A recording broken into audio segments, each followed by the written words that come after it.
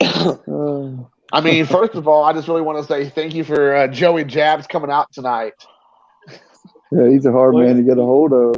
I know. you interrupted a live stream. You know, I'm busting tax and hating on hacks. So let's go. Oh, oh, we already rhyming. So, talking about Jabs. What about Jerry Jarrett, man? Do you hear about the news there? Yeah, he passed away, yesterday? I believe so. Yesterday. Yeah. That Yeah, now was he in Continental Wrestling or Mid South? What was him? What was he doing? USWA in USW Memphis and in in Memphis. Memphis. Yeah. In Memphis. Yeah. So I mean, he did a lot of those promotions with the King, right? Jerry the King Lawler. Right. yeah. All right. Now, was he also the one involved in the stuff with Andy TNA? Kaufman? Oh, I'm sure he probably did have a hand in it. Yeah, he was deep in Memphis, Mm. and then eventually he bought out Memphis and turned it into the USWA. Okay. Yep. Yeah. What the heck was that? And started TNA. Let's not forget Oh, about that's that. right. He did start TNA. Yeah. yeah, yeah. Him and Jeff. And Oh. Jeff opened up Dynamite tonight. Did he? He did. Wow. His dad. Now, and that's his dad who passed, right? That's dad. That's dad, right? Okay. That's Yeah. correct. All right. So yeah, I mean, I wanted to talk to you all today and talk about some wrestling. We got a lot going on. A lot of things have been happening. I think all three of us maybe we'll come to this from different directions. Maybe we'll find each other in the same thoughts.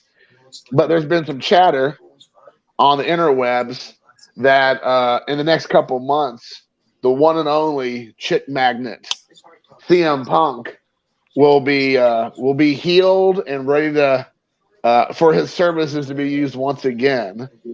Do you think that bringing him back to AEW is a good move for Punk / AEW? Do you see the pros, the cons?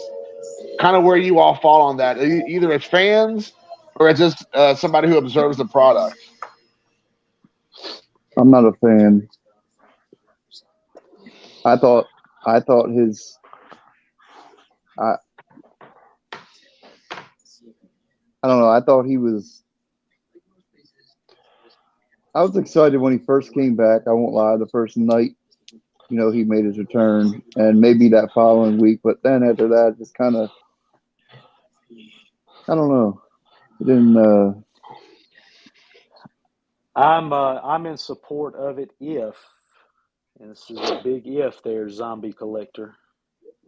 Uh-huh. Can I call you that again? You sure can. I'm reclaiming my name. There's a lot of similarities here between Zombie Collector and one CM Punk because like a phoenix from the ashes. Okay. We're digging now. ZC rises back up into prominence and relevancy. You are now officially back on the island of relevancy. I know. I've been toiling around in obscurity for long enough. So I will say that I'm in support. First of all, if I'm paying him millions and millions of dollars, I'm going to get every dollar I can out of it. That's true. That I agree with. I will say that if they utilize what happened as a story, in other words, if they try to make money off of everything that happened, then I'm down because I think it'll be good television. Yeah, that's true. Yeah, I agree. I think that's the only way it makes sense. If he comes back and they pretend it never happened, I feel like that's just ridiculous because you're not going to get your money's worth out of them, and you already know. Go ahead. He has to be a heel because, right? Like, most fans either, for one, don't care if he comes back at this point. Two, they want to see him back. Like, you got people that want to see him back, or three, people hate him now. Like the ones that did like him. And I feel like there's a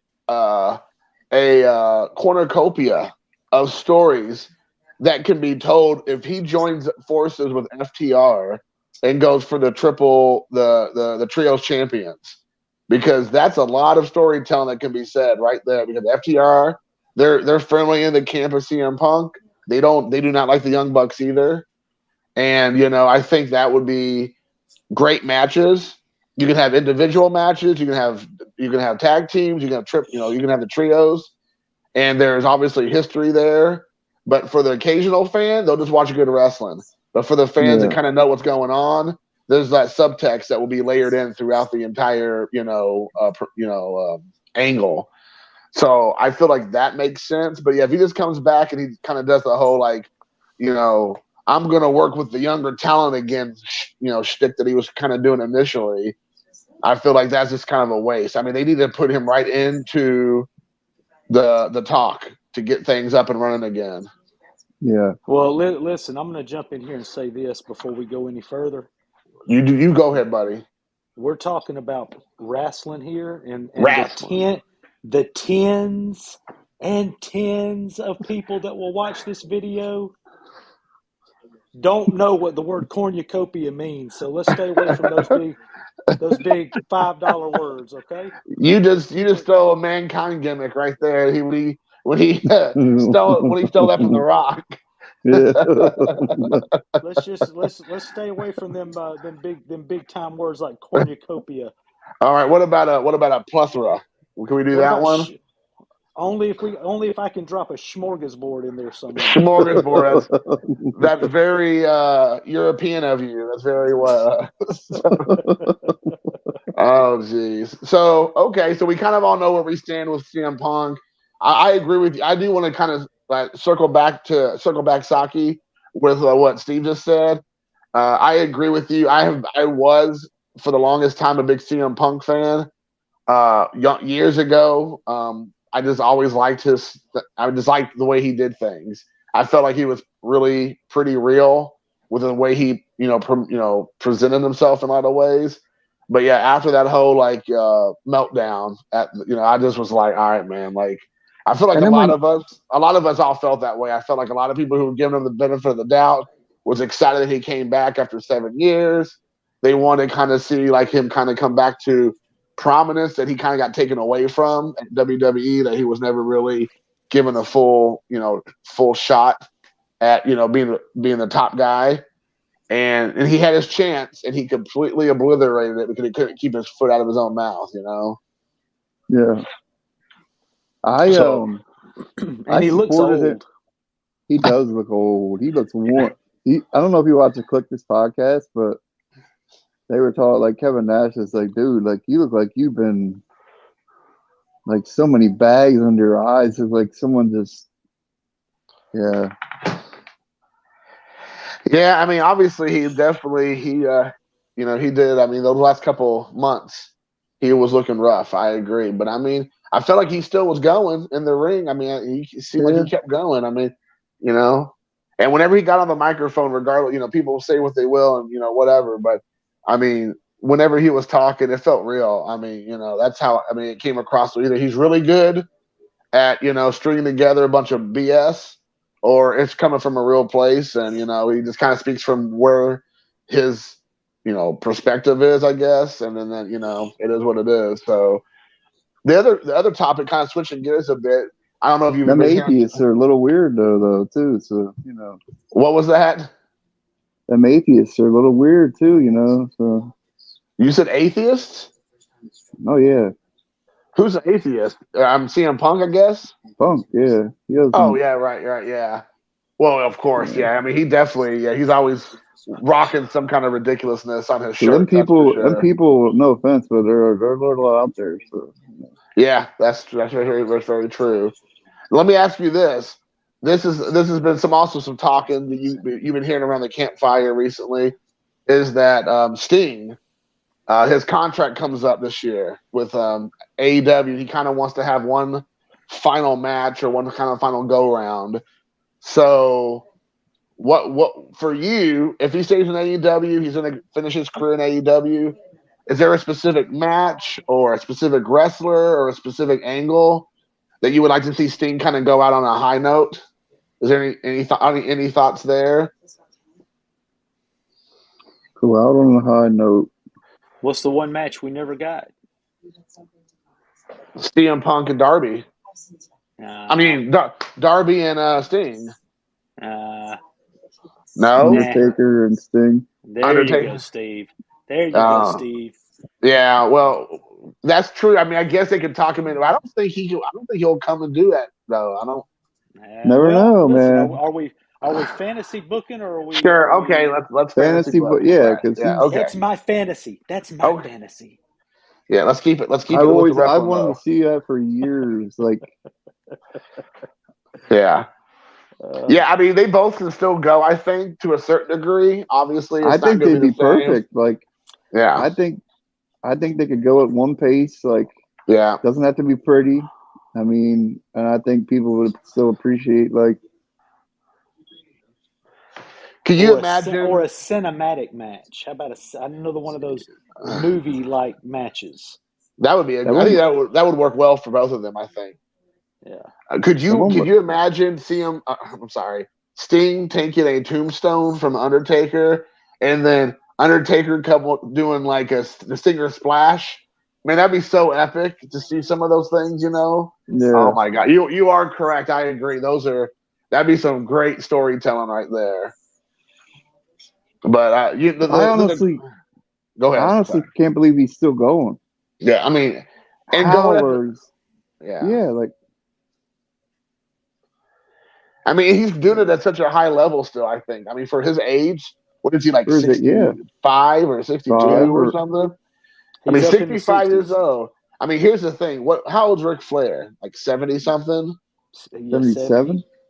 So I mean, he's not 77. He's like 70, right? Yeah, I think he turned 70 or 71 right last year. So I mean, and I understand, like, you know, Ric Flair, like, you know, he doesn't know when to stop, but you know, Sting is a couple years younger than him, and Sting still go. You know, he still can do it. Sting I mean, it's just amazing. Ric Flair's match, I couldn't even watch. Like, I was just like, no. Right. It was just that bad. Scott here said live Sting and Taker weren't older than dirt. Then I would love to see that match happen, but neither one of them could do it at the level that they have. Yeah, well, I mean, it would never be at the level they were if they were like in their early 30s. That goes without saying. But I still feel like it would be an entertaining match. I think it'd be a fun match to watch. Yeah. So that's why if they did a cinematic match, then the editing and stuff could make them both look as good as possible. Right. That's true. I think so. Hey, you tell Scott this is my fantasy. Whoa. I don't need him poo-pooing on my fantasy, all right? You heard it, Scott. He said you're poo-pooing on his fantasy booking. If I'm not mistaken, I had a little bit of heat with Scott the last time we did one of these things. I feel like this is something that Dusty's getting ready to book. This is a Dusty Rhodes booking right here between you two. And then Scott just said cinematic would be the only way. Boom. He just told you. Can we cover something real quick? Yeah, man. Let's go. I'm just kind of spitballing here. What's up? So, go back. Remember when Batista made his return again and was getting pushed for the title against Randy Orton? I think so, yeah. And the crowd cheered him when he came back.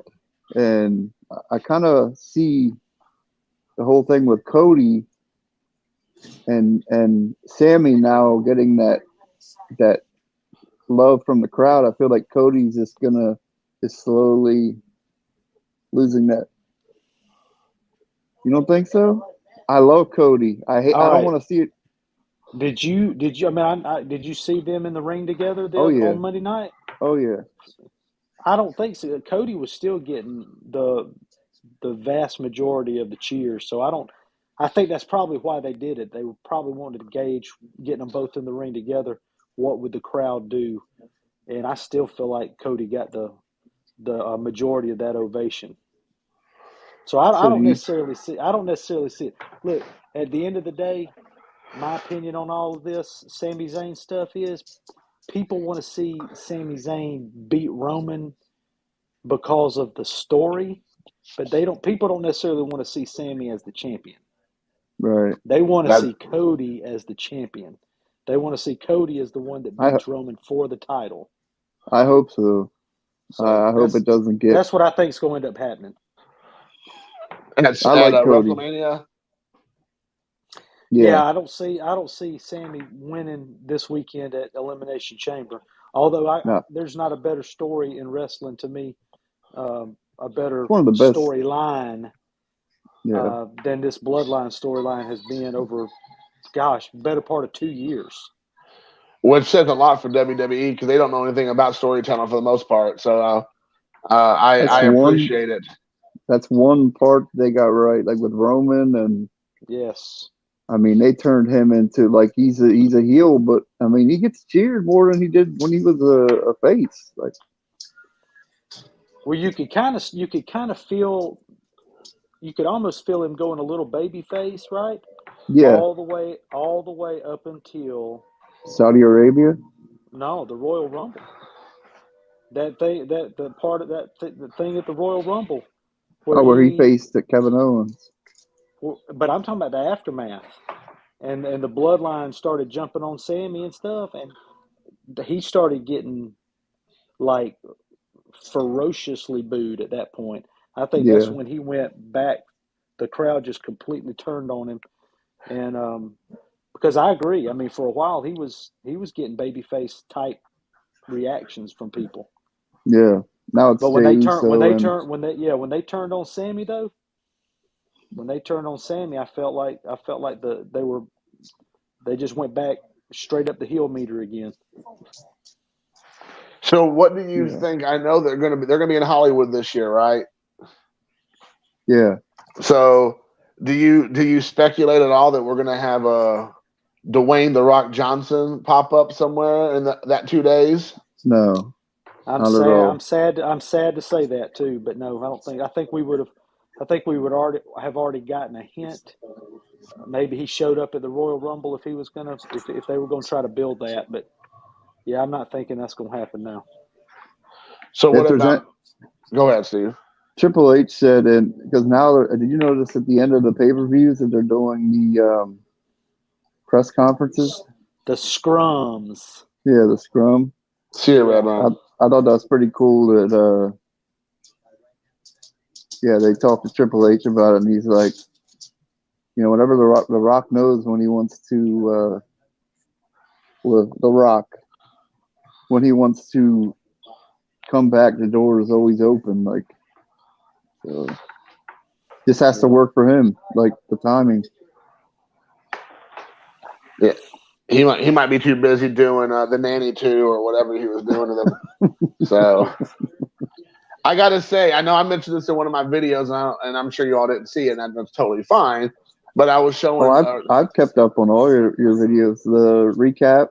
Oh, okay. Dude, cool. I have my notifications turned on, pal. Okay. Well, I don't want you all to feel like what I'm getting ready to say. I don't want you to be like, yeah, I don't know what you're talking about because I didn't see that video. That's why I almost shit a brick when I saw Zombie Collector is Live pop up on my phone. So what I was getting ready to say was that you were talking about when Batista came back, and there was all that heat between John Cena and The Rock back in the day because The Rock left and became a movie star, and John Cena was like, poo-pooing on him, saying, you don't really love the business. You just love Hollywood and yourself and the money, and you're not really true to the business. I'm the guy that's holding it down now and all that. And then fast forward like 5 years later, and John Cena was like, deuces, I'm out here, But then kind of Batista kind of got lost in the shuffle because he did the exact same thing, but he was never at the same level wrestling wise as The Rock or John Cena. Let's be honest. However, I feel like Batista is by far and away the best actor out of those three guys, and like he's really doing some interesting and fun stuff. And he's not doing the same thing over and over and over again. Like The Rock plays The Rock in every movie. John Cena's playing John Cena in every movie. And I'm not taking anything away from him. That's fine. I mean, many quality actor that's not a wrestler have done those same things, like Keanu Reeves and all those types. So I'm not trying to crap on those guys. Right. But Dave Batista, man, he has went out there and like done comedies, dramas, action, horror movies, sci-fi. Like he's playing different characters. I mean, he's really good. Chris Pratt, Bradley Cooper, Yeah. Josh Brolin. I'm just talking about these actors that are in the Guardians movies. Right. Dude, he is my favorite Guardians character. He is hilarious in his role. Hmm. And I absolutely agree with that. Bond villain, don't forget that. Bond Yeah, it's villain. Bond villain. Yeah. Yeah. Yeah. I mean, So I agree. If you remember, Steve, he came back in that Royal Rumble in Philadelphia. And won the I Royal think Rumble. I don't know if it was Philadelphia now. That might not be right, but it was the year that the crowd was chanting so hard for Daniel Bryan And to he got be in the eliminated. Rumble. No, he wasn't ever in it. He wasn't even in the Royal Rumble. Everybody thought he was going to be number 30, and it ended up being like Rey Mysterio, and the crowd just completely crapped on That's right. the You're Rumble right. for the rest of the time, to where they had to figure out a way to get Daniel Bryan into the main event. That's when they ended up making it a Triple threat. three-way, a Yeah. triple threat. That's right. Yep.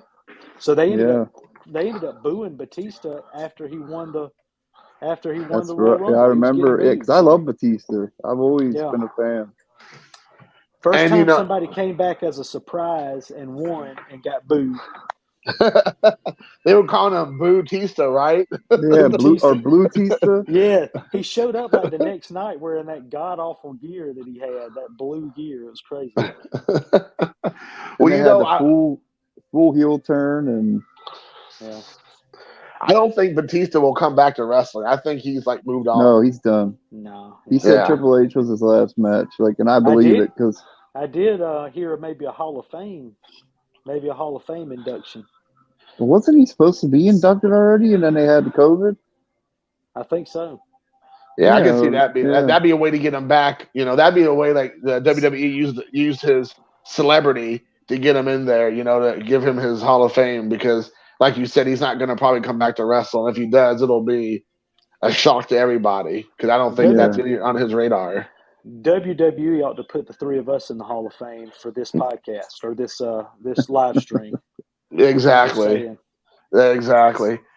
So I want to tell you both because I guess you guys are watching the product more than I with WWE product back in the last 20 years or so. And I have to tell you, I had not watched it, and I alluded to it before we got on here. I've been watching WrestleMania 20, and I didn't know there was a faction that's called Evolution, and it had like and it had like Ric Flair, Randy Orton, Batista in there, and they were wrestling in that match. Who were they wrestling at WrestleMania? I forgot already. But it was Rock and Socko. It was Rock and Sock Connection. That's Yeah. right. How about And it was a fun match to watch. I really enjoyed it a whole lot. So you need to go back and watch you need to go back and watch the Monday Night Raw going into that WrestleMania. Okay. It was in Atlanta, Were you there? and I was there. Oh, and nice. It was when The Rock, he was filming the movie Walking Tall. Mm-hmm. Oh gosh. And it was and Mick Foley comes out and he says, why don't you tell him to his face? And then all of a sudden you hear the "if you smell," and the crowd just absolutely loses their minds. It was fantastic. Man, that That's feels like it great. was just yesterday, and here we are, freaking how many years later? Almost 20 years later. That was in 2005. So here we are, 2023. So Just yeah, reminds me how old I am. yeah. You don't look a day over 65 either. So that's great. I appreciate that. Yeah, no problem. So what are you thinking about some of the Sasha Banks stuff? Do you think she's going to show back up now in WWE? I've been hearing some stuff that everybody thought she was going to show back up at AEW or show up at AEW, but they keep talking about there's going to be a woman, like some special women showing up. I'm thinking it's Sasha Banks. Do you all think it's somebody else or? I don't know, man. Has she had that New Japan? Has she headlined that New Japan show that's in the States yet? Is it this month? I think. Not I think yet, it's this month. no. Yeah. Do you think she's worth all the hassle or no? I mean, no. I didn't think so either. I think she's overrated. I never was. Her attitude. I mean, she doesn't get her way, it seems like. She wanted Charlotte and Becky money, and she didn't get it, and that's the big reason why she left. Mm. Yeah. What up, I seen her Stu? wrestle in Independence years ago as Mercedes Martin or Mercedes Money? Martinez. Oh, No, I think that's her real name, isn't it? Her real last name yeah, is Martinez. No, it's Mercedes no, Bernardo. Oh, yes, Bernardo, yeah. yes, Yeah, yeah. Yeah, I was wondering about that because I mean I know AEW they kind of teased that she was going to come there, but then like not really, so it was like dangling the carrot. But I still think that I feel like there is something going to happen. And let me know what you all think about this because I like kind of like going back and forth with you guys since I know you know both products. So I think me and Joey Jabs talked about this a little bit before, but there's a progression of the storyline kind of happening more recently with Soraya and Tony Storm, like kind of turning into NWO and like spray painting all the AEW originals, like getting in fights because they turned heel. And now Yeah. there's the thing tonight with Ruby Soho. I don't know how that's going to turn out, but she's in there with Soraya, I think, and or Tony Storm, and also Tony with Storm and Britt Baker. Yeah. Britt Baker. So you know something's going to happen tonight because it's just inevitable that they're going to have something yeah. that she's going to either turn heel and join the outsiders. Essentially, is what it is, or she's going to stay with the good guys because she's always kind of came in as a babyface from the get go. But I do think Ruby Soho needs to do something because she's kind of gotten stale, unfortunately, because AEW didn't book her right and they kind of like just let Yeah. her go. So, what are you And all thinking about that storyline? Do you see that could be a fun one for the females and kind of like energize them because there is quite a few ladies that are on the WWE side that came over recently? Or what are your thoughts? I think it's a great way to showcase the women in an interesting way, just like the NWO did back when they were red hot.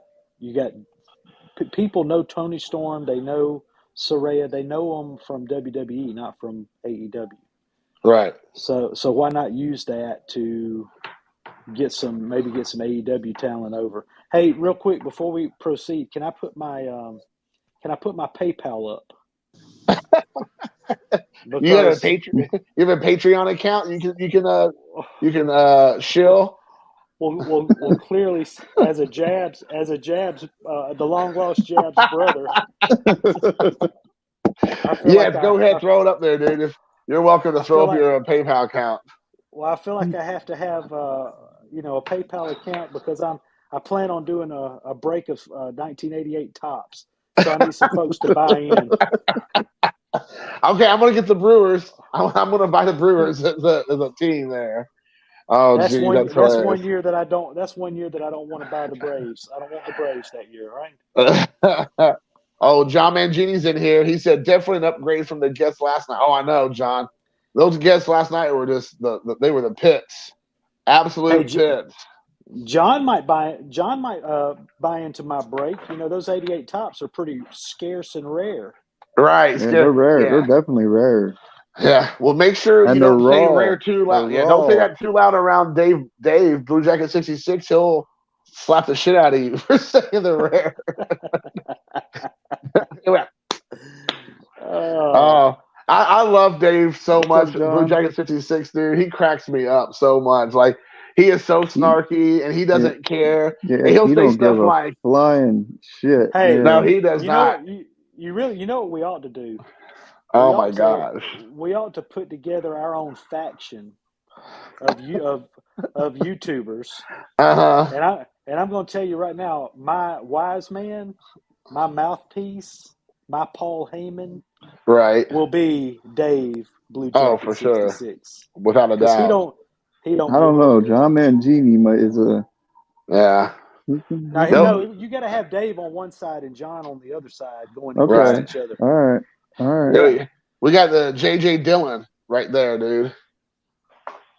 So, No, but yeah. John Mangini's going to be more like who was the Precious Paul Ellering with the Road Precious. Oh, Warriors. you beat me to it. I was saying Precious Paul Ellering. Yes, I was thinking that. That was the Road Warriors manager, right? Yes, Yeah. yes. Always Yeah. walked around. He walked around carrying a copy of the Wall Street Journal. Yeah. So, what do you think about that, Steve? About the kind of the girls turning heel and doing kind of like an NWO Outsiders gimmick? I mean, do you have any thoughts about that one way or the other? Are you not really interested? Does it do much for you? It doesn't do a whole lot for me. I won't lie. I'm not gonna. No, that's But fine. but hey, maybe I like it. You know, the longer they go, who knows?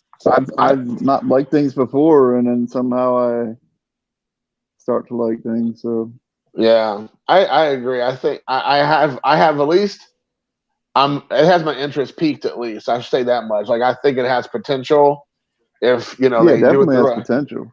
if they do it the right way and they let it like marinate for a little bit and kind of just let things kind of just continue to, like I said, progress and let the story kind of tell itself. I think it's great. Although I think it's also a good opportunity that they do introduce somebody from WWE that has left and comes to AEW. That would be a great pop because that makes sense of the storyline. So it'll be interesting to see if that you go that direction. So yeah. All right, can I ask a question now? You sure can, sir. Please. Why, thank you, Zombie. So I think we would all agree that there was a time where AEW was the hotter of the shows, of the companies. I do believe that has shifted back into WWE's favor. Mm-hmm. So as a AEW homer there, Jason, can you tell me and Steve what babyface is worth paying attention to in AEW currently? Like what story is compelling enough for somebody to say, I'm gonna stop watching WWE and focus over here on AEW. Is there one? Bryan Danielson's story, I think, is fantastic. What he's doing, like he just pretty much went through a 5 or 6 week gauntlet of different wrestlers with different styles to get to MJF at Revolution. I think that was a really good storytelling. I mean, like the crazy thing is, like, because Danielson's such a great wrestler, and he's obviously a great storyteller. That like he used his injuries from match to match to match to make sure people remember, like he was beat up and his arm was busted, his shoulder was busted, his knee was busted, And I just think, like, it takes somebody special who really loves what he's doing and really wants to tell a story and not just get in and do a match with somebody different every week.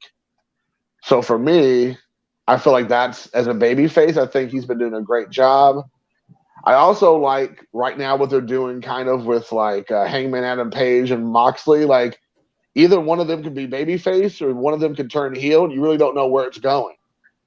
And like they've had the 3 matches. John Moxley's up 2-1.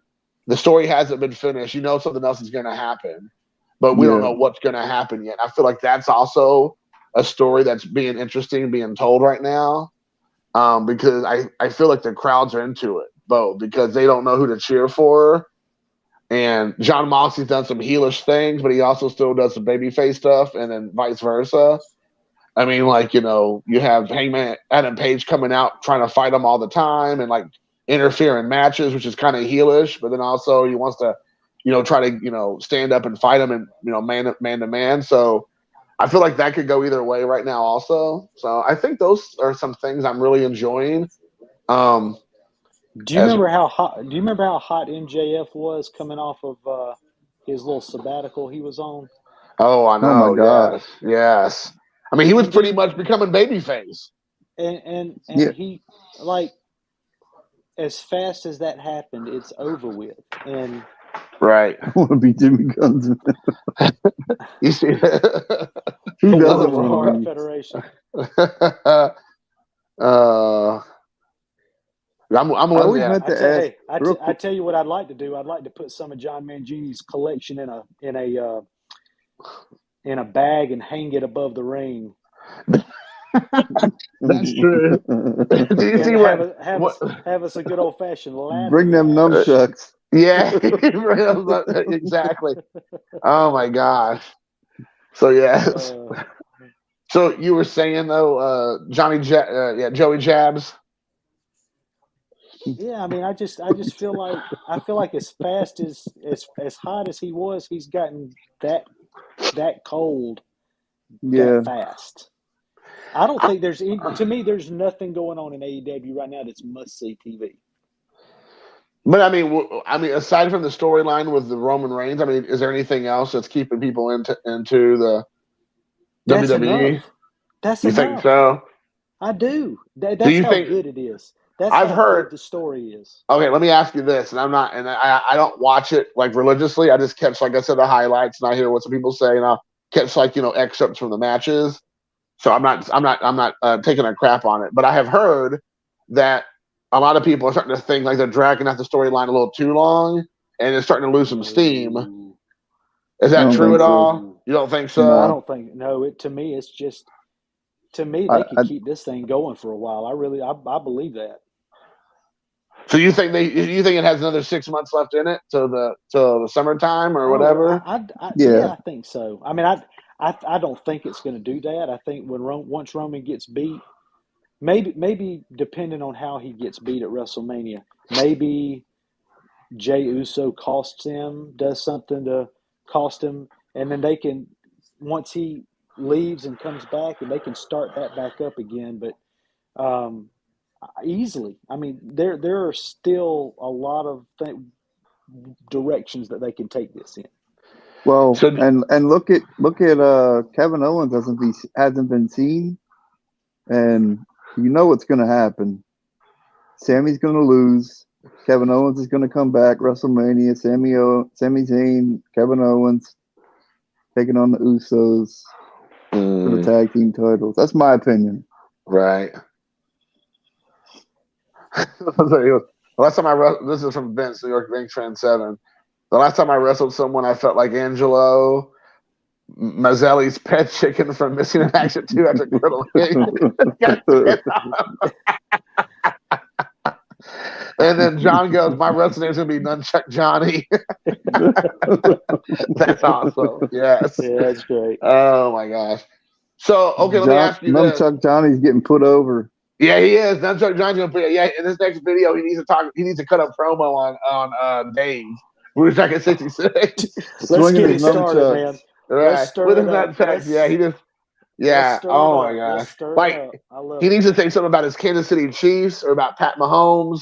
He needs to say something that's like personal, like right to the heart of Dave. Like that. Oh, hey, Yeah. that's easy. Hey, Dave, Blue Jacket 66, how does it feel that your Chiefs won a Super Bowl because of a stupid call at the end of the Holding game? call. Oh, A yeah. holding call. That wasn't. God, It was what a a touch. gift. What a gift to the Chiefs. They just gave them that Super Bowl title. See, that's a ready-made storyline, man. It There you sucks, go. man. It's a shame it came down to that call. Like, Yeah. Listen, I may or may not have Dave's email address. I could start getting some stuff stirred up. I could. yeah, Dave's old enough that he still checks emails, so you know. Yeah. Oh man, I'm gonna reach out to Steve in a couple of days, and he's not gonna respond back as Dave's come over there and cut his throat. Okay. Oh my He's god. bringing his surgical Exactly. supplies from the ER. Exactly. It's gonna be like Dexter at your house. You better be careful. Yeah. So let me ask you this. So do you think that I know you all alluded that it's probably going to end up being like Cody is going to beat Roman. Is what your thoughts are? Does Cody need to beat him clean in the ring to make it like really stick? Or do you think? So you thinking he needs to beat him clean in the ring, no help, no nothing, like he needs to beat him, and not?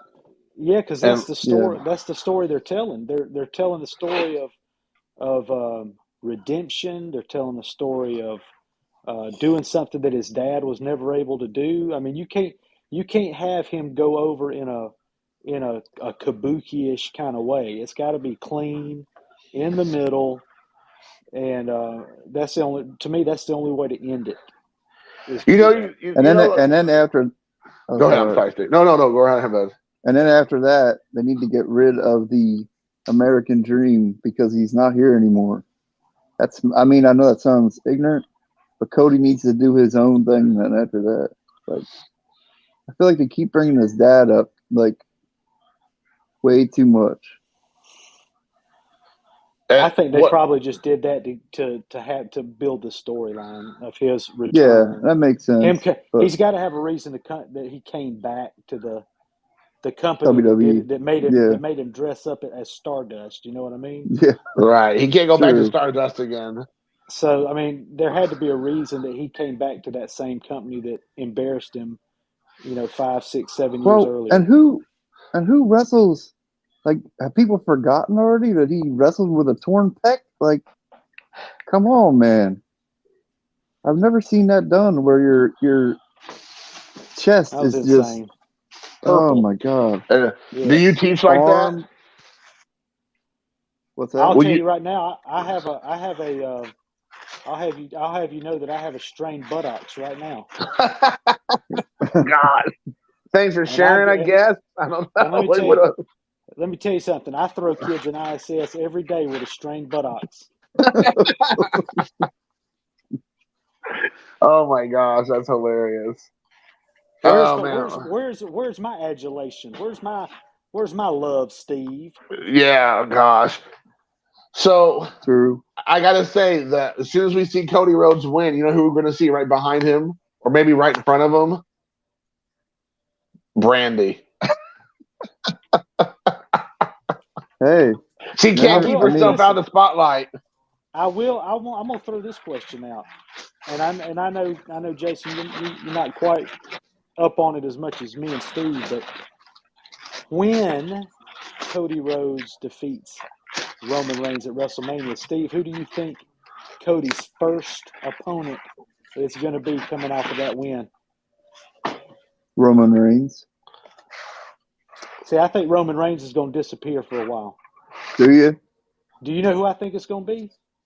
Who's that? Who was he in the ring with at the end of the Royal Rumble? Oh, the Russian dude. Wait, what is this? Gunther. Oh, dude, Superstars, the music video. Holy cow. I picked this up today at the flea market for 50 cents. That is... Man, that's kind of offensive, man. It looks like little porn stars on the front there. Uh-oh. I have it in a different box. So yeah, Gunther. Who produced that? Vivid? What? Vivid Dreams, baby. Yeah, no, Coliseum Video, man. Come on now. Coliseum Video. Hey, I remember they have WrestleMania World Wrestling Federation Superstars song, SummerSlam Jam, USA by Hacksaw Jim Duggan, Speaking from the Heart from Macho Man Randy Savage. Did you hear about Hacksaw? No, what's up with Hacksaw? You didn't hear about Hacksaw? Oh my god. So, man, my arm is. Steve?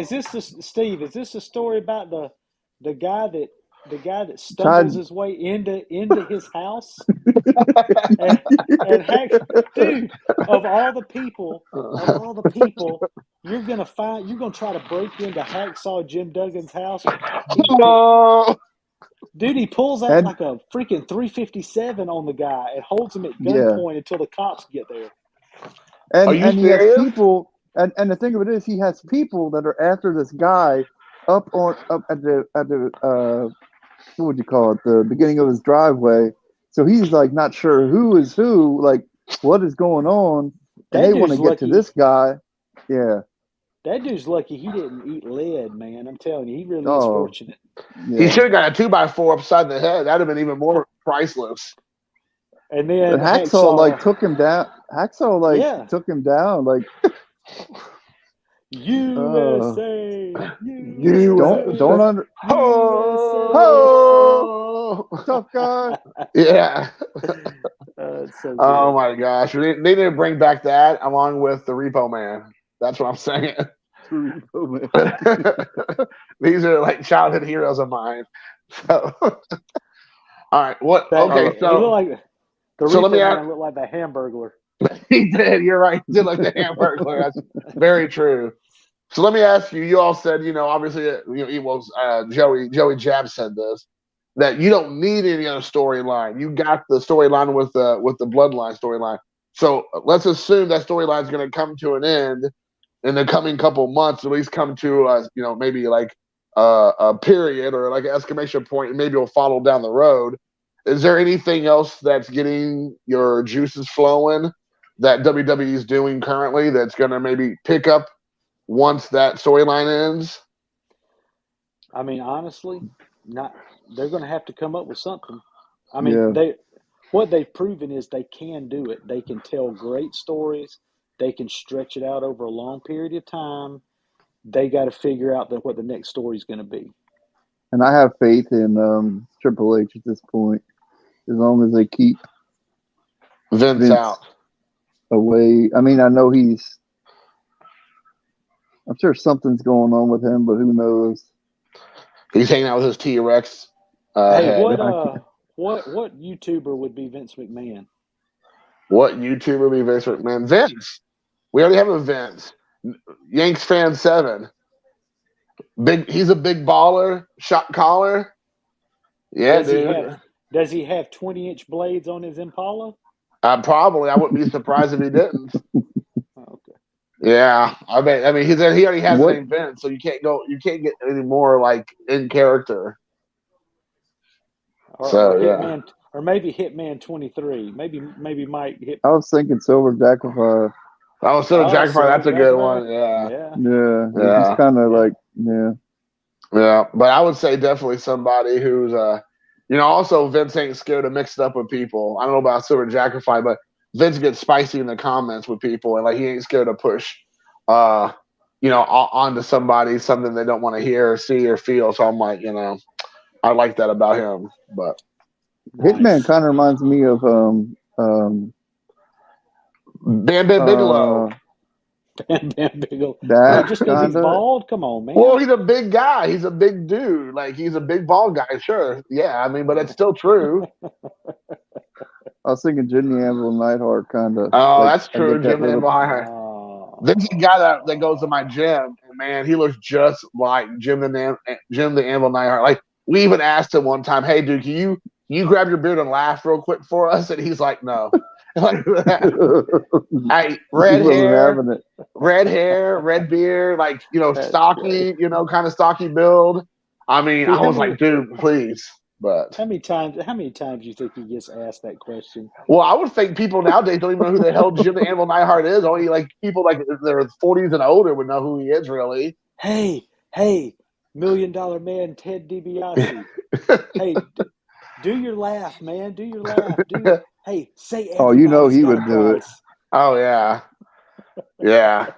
I remember, I've already told the story before about Ted DiBiase, about the whole gimmick of the $1 Million Man gimmick. And he was at a church and they kept playing the music and he didn't like it.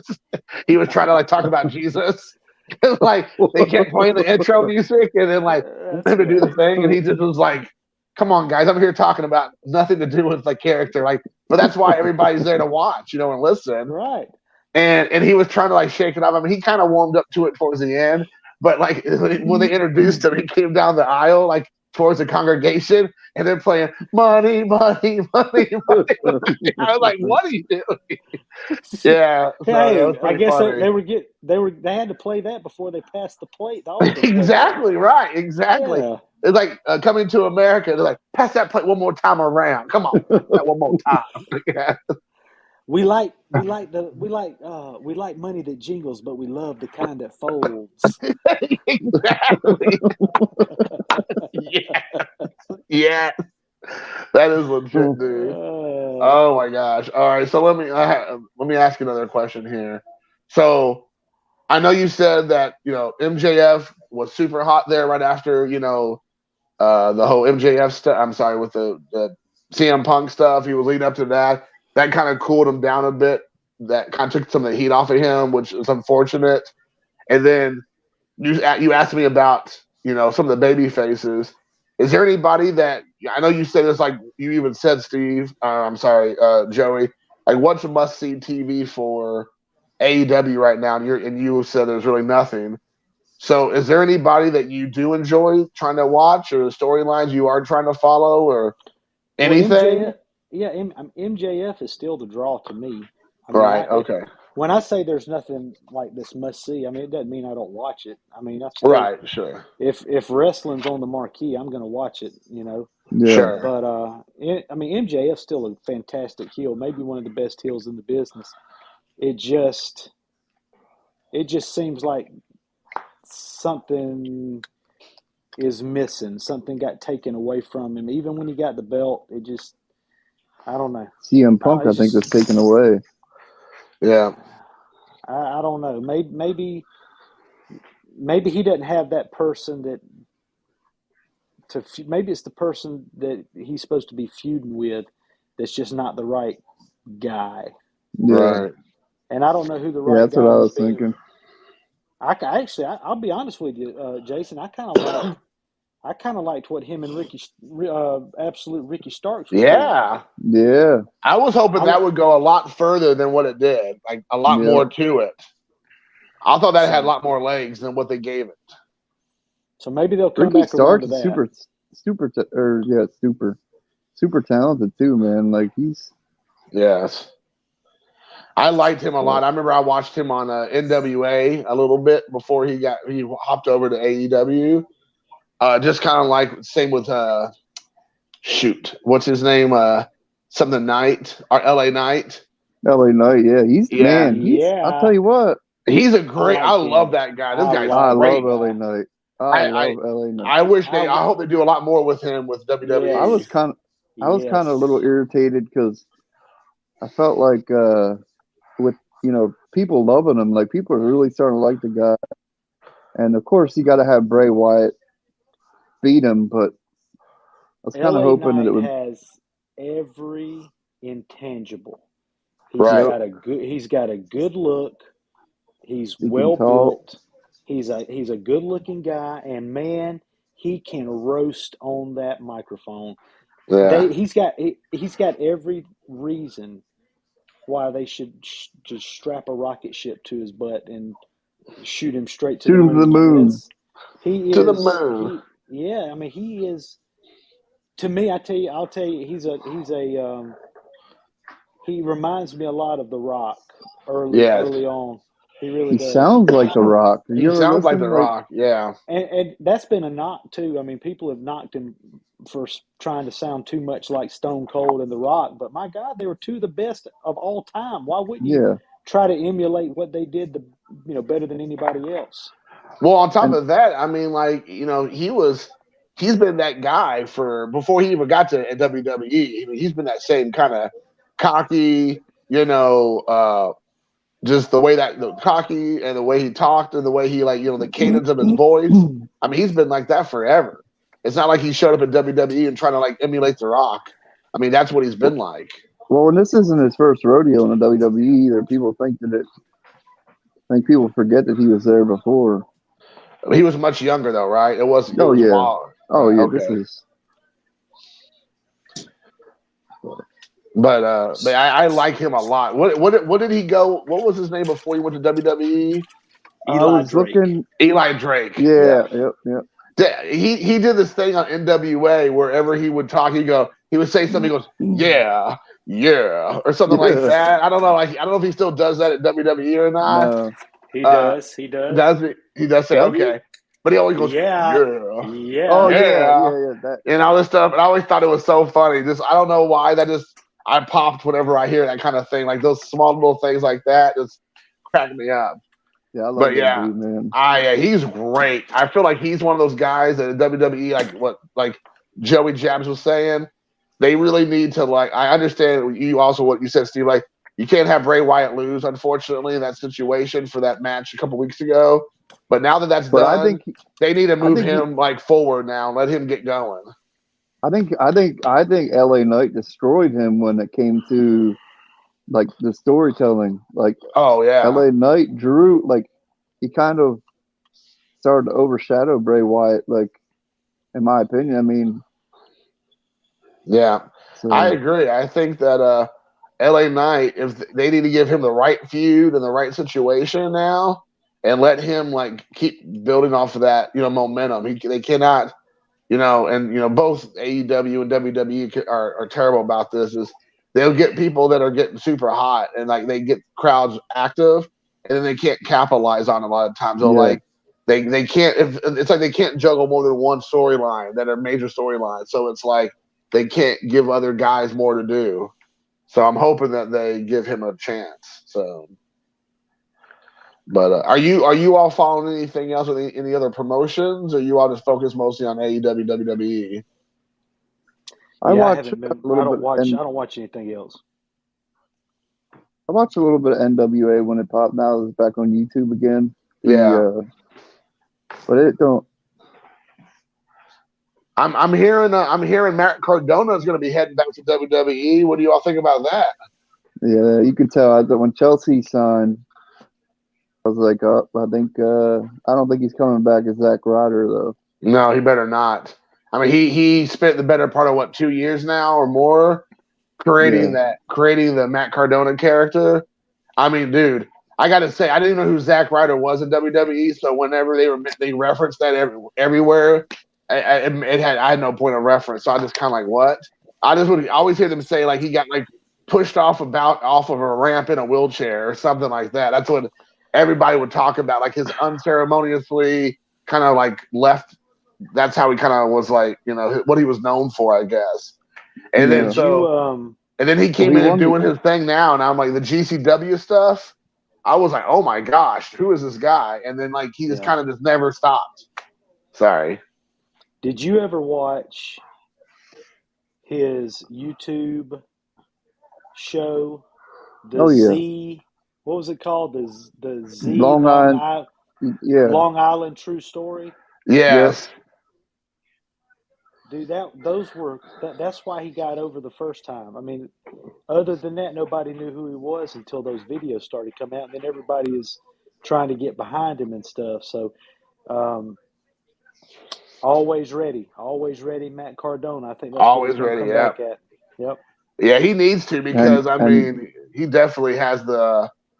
I feel like he has a huge momentum going in if he does. Yep, no doubt about it. And it's a big paycheck. So. Oh, well, hell yeah. It's going to be a lot bigger than NWA, that's for sure. So, Billy Corgan can only pay so much Smashing Pumpkins money for so long before it finally taps out. So, hey, what's up, Carlos? They're only bringing crowds of like 200 in there. So, I don't understand why he's still scared to, like, just open it up and, like, let people come in and really start, paying to see the product. They made Tyrus the world champion. Did you see the most recent guy that's come back in NWA? No, who's that? Do you remember the guy that was he was with the Miz? Alex Riley. Alex Riley. I didn't know Alex Riley. I thought it was. I think it was Alex Riley. It was something Riley. R-I-L-E-Y. Or sure it wasn't Aaron Stevens? Yeah, Aaron Stevens is who I'm thinking of. No, Aaron Stevens was Damian Sandow. Right, yeah. This was even before that. Okay, no. Yeah, Alex Riley. Alex Riley. Yeah, I think it was Alex Riley. Yeah, he's in NWA now? Back. I didn't even know he was back. Under a different name. Well, here's the thing. I thought Alex Riley's. Go ahead, man. Go ahead, Steve, man. Sorry. I keep cutting you off. I've been doing it. It's all right, dude. It's all right. It's all good in the hood. What's up? I think Alex Riley had the look he had. He just couldn't talk. He couldn't. Yeah. Is EC3 still there? I think so. Yeah, he was doing some work. I know that EC3 was there and Bully Ray was there. He's been like between them and TNA back and forth or Impact. Yeah. Both been popping up, which I've been enjoying. I gotta say though, it'll be interesting to see how things shake out. But now that Matt Cardona is probably going to be gone, and I think they were initially going to be having him come back and like take over the title again off of shoot, all of a sudden I forgot his name, the big guy, Tyrus. But those plans I'm sure are out now. Yeah, the funk. But here's the thing, even though I understand, but like out of everybody that's on that in that locker room, Tyrus is the most famous one out of all of them. I mean, every single night he's on Fox News. Every single day he's on Fox News. And he brings the belt with him. And he brings the belt with him. That's free promotion. Even on the Super Bowl commercial, he's on there and he's holding the NWA belt in the Fox commercial on there. So I mean, yeah, I understand. Like you might not agree with his politics, and I'm not talking about that. But he's given all the free publicity you could possibly handle every single night when there's over 2 million people. More people are watching Tyrus hold that belt on Fox than AEW and WWE combined on some nights during the week. If you think about it, you know what I'm saying? Definitely on Friday nights with Rampage drawing a whopping that's 350,000 people watching. They got to bring back Chick Magnet back in there, and then they pop him again for $1 million, for one cool $1 million. for one week. 1 week, and then it goes back down to the 300. Yeah, I don't know what the answer is with that, but they got to do something. That can't be. That's what, Thursday Night Thunder, WCW. Remember that program? Yeah. I mean, it's definitely Thunder right now. 8 to 10, right? I don't know, man. I'm hoping that they are doing a better job of making it must-see TV for people who really watch.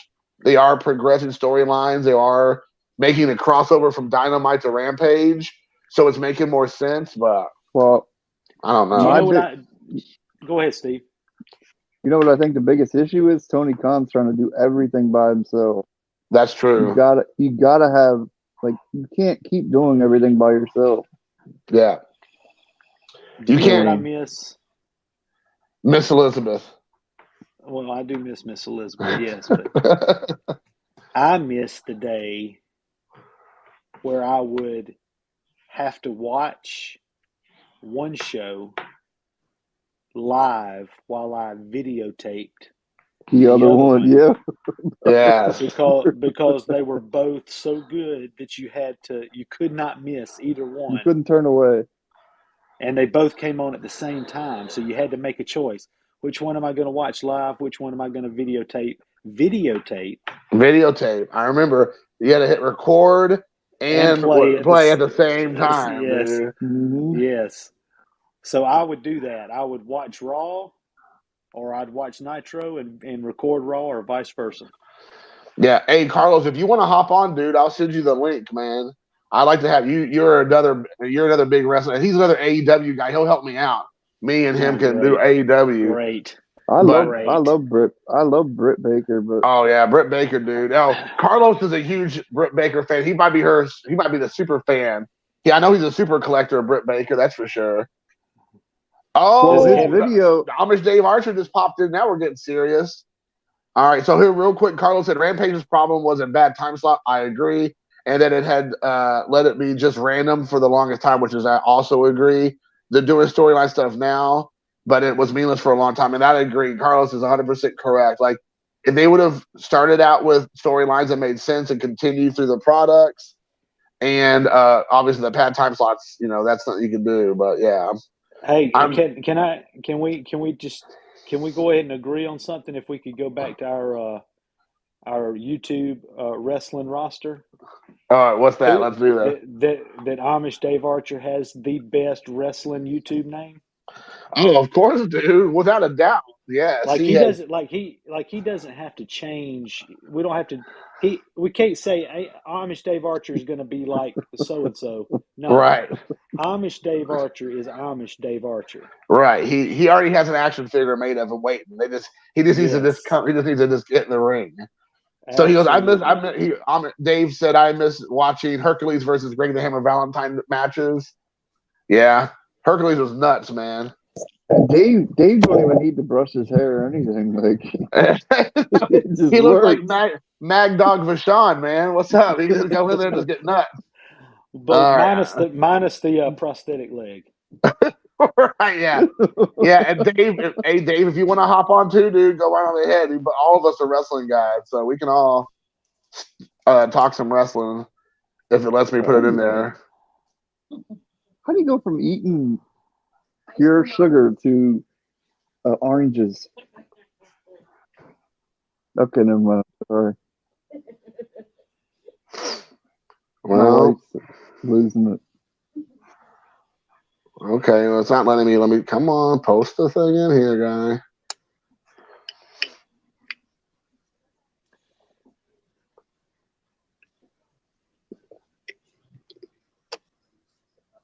What? Hey, can you post it in there for me? One of you guys, can you post it in there? Because for whatever reason, it's giving me some headaches. Oh, there we go. Maybe it's gonna let me do it now. You got it, or I thought I did, but it's not letting me. my hand is. Are you all able to? Just the same link I sent you all. Can you just copy and paste it and put it in there for me? Because I don't know. It's not letting me put it. I'm clicking right on it. Hold on. You just put in the chat. It's fine because I can control who can come in and who can't. So. All right. I think let me try it right here. Yeah, sorry. I'm trying. I am. I mean, I know I don't look very. I know I'm not competent, but it's pretty sad. See, I don't know if that. Okay. I don't know if that. I don't know if that there you go. Or not. Yeah, let me see if I can do that. You sent it to me. Let's see. Chat with everybody. It's gonna let me see if it's gonna let me do it.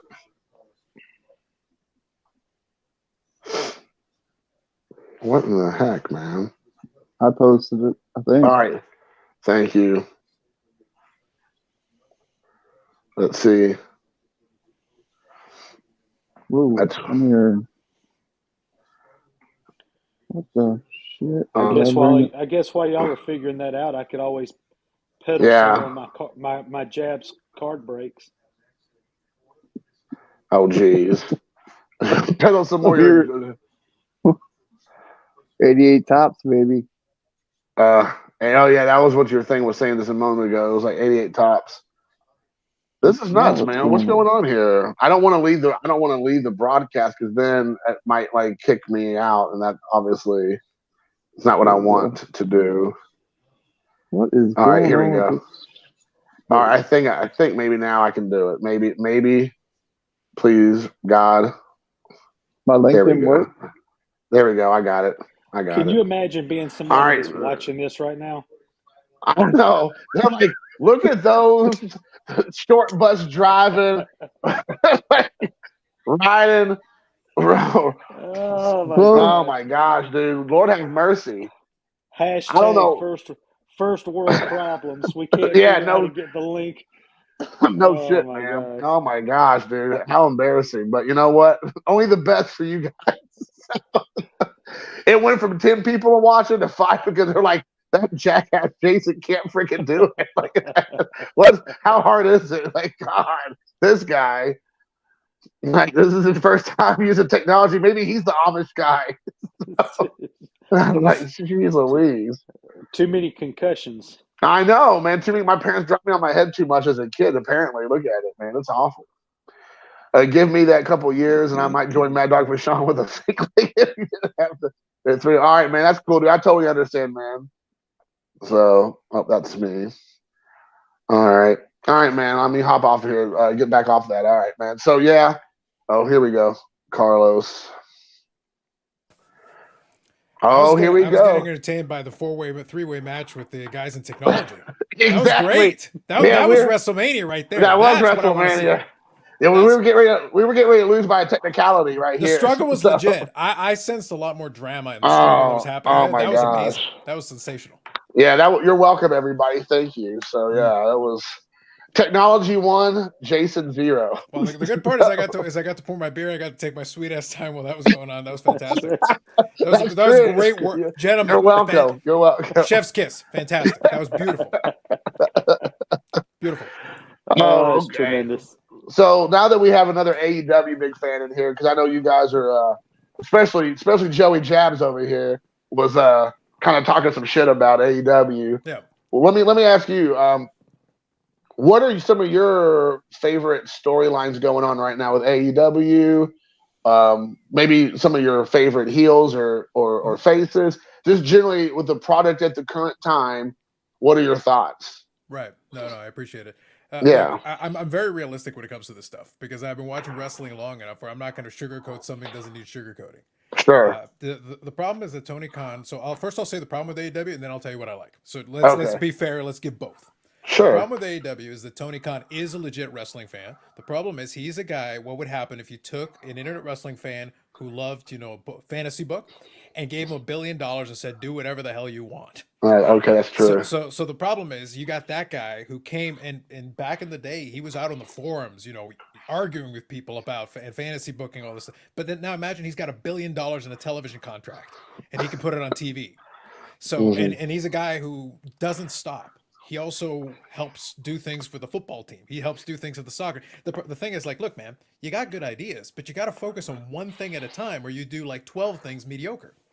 And here's what they've got. They've got an amazing roster of tremendously talented wrestlers who can do a lot of things. But you've got almost too many toys to the point that you can't decide which toy to play with, and you can't focus long enough to do what you need to do.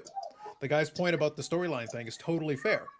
But I don't watch a ton of WWE. But I've started watching a little bit because I can fast forward. I stopped watching WWE. My rule is this. As soon as the PVR was invented, I said, all right, cool, PVR. I'm going to fast forward to crap I don't care about. Raw was a 3-hour show. I stopped watching WWE when I realized I was only watching 3.5 minutes of a 3-hour show because I fast forward through all the crap I don't care about. So the problem is I've got a 3-hour show and I've got about 4 minutes of crap that is even watchable. Today, Triple H is now doing all this bullshit. Hey, he's got up to 6.5 minutes. It's still trash. I don't care. Even the Bloodline, which is a tremendous storyline. I 100% agree. And I'll come back to the AEW thing, I promise. But I want to use the storyline as a good example. WWE, this is the best storyline WWE has done in years. And I still don't care. You know why I don't care? Because it doesn't make any sense. Oh, but Carlos, it makes sense after the fact. I still don't understand why it started. I actually remembered when Roman Reigns showed up with Paul Heyman, and I'm like, cool, but you're already a main event guy. So why did you need Paul Heyman? Oh, but I'm the tribal chief. Cool, why? You've never said why. Why weren't you the tribal chief before? Did you kill the previous tribal chief? You just declared yourself the tribal chief. You just told me you're the tribal chief. These guys are saying you should be the tribal chief, but who was the tribal chief before? And he wasn't a heel before. Pieces to this story. See, we just skipped past that part and got to the part where well, now it's good. But I missed part 1. I don't actually understand why I'm supposed to care that he's the tribal chief or not. But he's tremendous when he does. Roman Reigns as a heel is great. So that's what I'm saying. I give credit where it deserved. He is an amazing heel. The work the Usos are doing with him is amazing. The work Sami Zayn is doing with him is amazing. All of this is good. It still doesn't make any fucking sense. I literally just stare at it and go, this is the best work you've done in years. It's just fucking stupid. It's the same as, Bray Wyatt. He says amazing things. None of it matters. He's got spooky magical powers. He doesn't win shit. Who cares? Say whatever you want. Your spooky powers don't work. Your spooky powers gave you a fancy match at WrestleMania. It's cosmic bowling. LA Knight is great, and he loses in a cosmic bowling fucking match. Against some morons in masks. That's your storyline. Uncle Howdy, congratulations. You got another mask guy.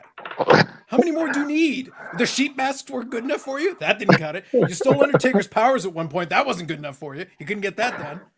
He's like a 3-time world champion and no one remembers. Oh, that's true. That's true. I didn't even realize he was Randy Orton storyline. And all I'm saying, man, is that I can be a very realistic wrestling fan about this. WWE storylines are better. They're still shit. AEW's problem is that they've got a ton of great matches, but they don't necessarily fit into anything. They basically pick 2 random wrestlers that are amazing and throw them in the ring together. It's that's great. Actually, the in-ring quality of the matches is about 80 billion times better. than what you've got in WWE. But that's because WWE is like, well, we just threw them out here so that, okay, so Alexa Bliss is using spooky powers that Uncle Howdy bestowed. Cool. But then she loses at Royal Rumble and she's gone now. Okay, cool. So Yeah. then what the fuck was all that about? Who cares? What was the point? And They that gotta was the sell- storyline. they- To be clear, they gotta there was a sell- storyline. They got to sell some more of those dolls. Exactly. My point in a nutshell. This is all I'm getting at. Everything is just a merchandising opportunity. The reason That's we had it. the Cosmic That's Bowling it. match was so we could sell Mountain Dew Pitch Black. Fine. Oh, Fair enough. Fair enough. Great. Congratulations. You did it. Like Which that is was the first pay per view I've watched WWE in a while. And I was like, you give me fucking Cosmic Bowling is what I'm getting. didn't last year or 2 years ago they did like a Walking Dead or something crossover? and they had did. the zombies on the They've screen. done or all this something? shit. They've done all this Yeah. shit. And look, Okay. the other best storyline WWE has going, and like I said, I'll bring back the AEW thing here in a second. And this is how I'll segue into AEW. Cody Rhodes. Okay, Cody Rhodes comes back to WWE. Okay, first moment he rolls in, he goes to do the match against Seth Rollins, looking like the AEW Cody Rhodes. With the Homelander gimmick, with the elevator, with the same theme song. I'm like, am I watching Dynamite or WrestleMania? All right, Same that's- fucking that's guy. true. It's the same dude. What's the difference? And when he does Right. and when he did his first promo, is before he hurt his pec and did all that. But by the way, fantastic. He's a tough guy. He did a great job. I can give him his credit. But I got bored of Cody Rhodes in AEW. They literally had to stick him in his own corner. It's like it's the Codyverse because nothing that happens there matters to the rest of the show. He's basically now in the Codyverse, except it's the WWE universe. It's like, cool, man. You're winning it for Dusty Rhodes. Cool. Here's the problem, dude. It's still kayfabe. Dusty Rhodes is never going to win the world title because he's fat and Vince didn't care about him. And you basically got run out of town because he didn't give a fuck about you. But now you went to AEW. Well, we can stick it to AEW. We'll make him world champion. Okay, great. Problem is I know too much. I'm watching it. I'm like, I don't believe a word you say. I don't care what you say. I don't care about Dusty Rhodes. Like, okay, you're winning the world title. Good for you. And to me, you're a bad guy because you came in at number 30, you pansy. You didn't do shit. I know that was a terrible. I'm sorry, you're the bad guy. As far as I'm concerned, you're the heel. He Roman should- Reigns is he the good should- guy. He should have come in at 1. He should have come in at 1. Anything better, anything except number 30. He beat Gunther, who was there for over an hour, who actually had to fight through people. And it's like, wait a minute, I had to fight for an Gunther's hour and you get to just impressive. show up at the end? Cody Yeah, I Rhodes, hope- I have disagreed with most of what you've said, Everything I said is but facts. but I do agree. I do agree that Cody should not have come in at 30. I do agree with that. Like I said, the thing about professional wrestling is that it's a variety show, and it's a bunch of forms of entertainment all meshed into one. If somebody Right, likes that's horror true. movies, you're never going to be able to sell them an action movie. If they only care about action movies, you can't sell them in a horror movie. It doesn't matter even if the horror movie or action movie are good. It makes no difference. If it's not what you're into, it's not what you're into. WWE just doesn't produce something I'm into. Even when they do a storyline really well, I'm immediately bored because I know you guys didn't actually think about it in any depth. Because I can poke plot holes in it so quickly and so easily. It's like, look, I'm not going out of my way to pick plot holes. The problem is I can fly a fleet of planes through it. It's not a small plot hole. It's a gigantic plot hole. The best storyline they've done in 20 years has a gigantic plot hole at the very beginning, and they never covered it up. It's right there. See, that is a great point. We think this Bloodline storyline is so good because it's the best thing that they've had in so long because everything has been so bad for so long. That's what I mean. They're the beneficiary of lowered expectations. And by the way, Yes. they're taking bad material and they're working their asses off. So I say, like, to their credit, Roman Reigns is working his ass off with this, and he's like, I'm going to sell it with conviction. Paul Heyman is like, I'm going to sell this with conviction. Sami Zayn, all of these guys are all doing A-tier work, but I'm looking at the script and this is shit, guys. This is trash. What is this? What are you going to... And how long are you planning on dragging this out for? Can I have another Cosmic Bowling match just to kill some time in between? Oh my gosh, that's funny. Probably what was it? Was it Freddie wrote it, right? What's the guy's name? Freddie Prinze Jr. Oh yeah. Yes. So how do you bring it back to AEW, Carlos? So 'Cause you Cody said Rhodes there's was a- the thing. Cody Rhodes was the Right. thing. So he left, and the only reason he's even in that World Championship picture is because he left AEW. If he had just been doing the Indies, he'd be competing for the 24/7 title. They'd bring it back just for him. Like he'd be right there. He could be the same dude, and he'd be like, it's like go jerk the curtain. Go. That's what you're doing. Because they don't give a shit about Cody Rhodes. It's just he fits the narrative. That's what they're doing. So they're going to roll with it. Whatever. Fine. I will yawn at the appropriate moment when it happens. But in the meantime, AEW has these great matches. But the problem is that storyline wise, even the thing with MJF and Bryan Danielson, I do like it because in isolation, if I take it in the vacuum here, it's got the same kind of problem as the Bloodline thing, but over a shorter time span. The problem that I do like these stories that he can build for these short period of time. The problem is he's not thinking ahead. So it's like you've got MJF. Here's the thing: you put Bryan Danielson, who's amazing at this job he's doing. I actually enjoy it. The problem is he's going to lose.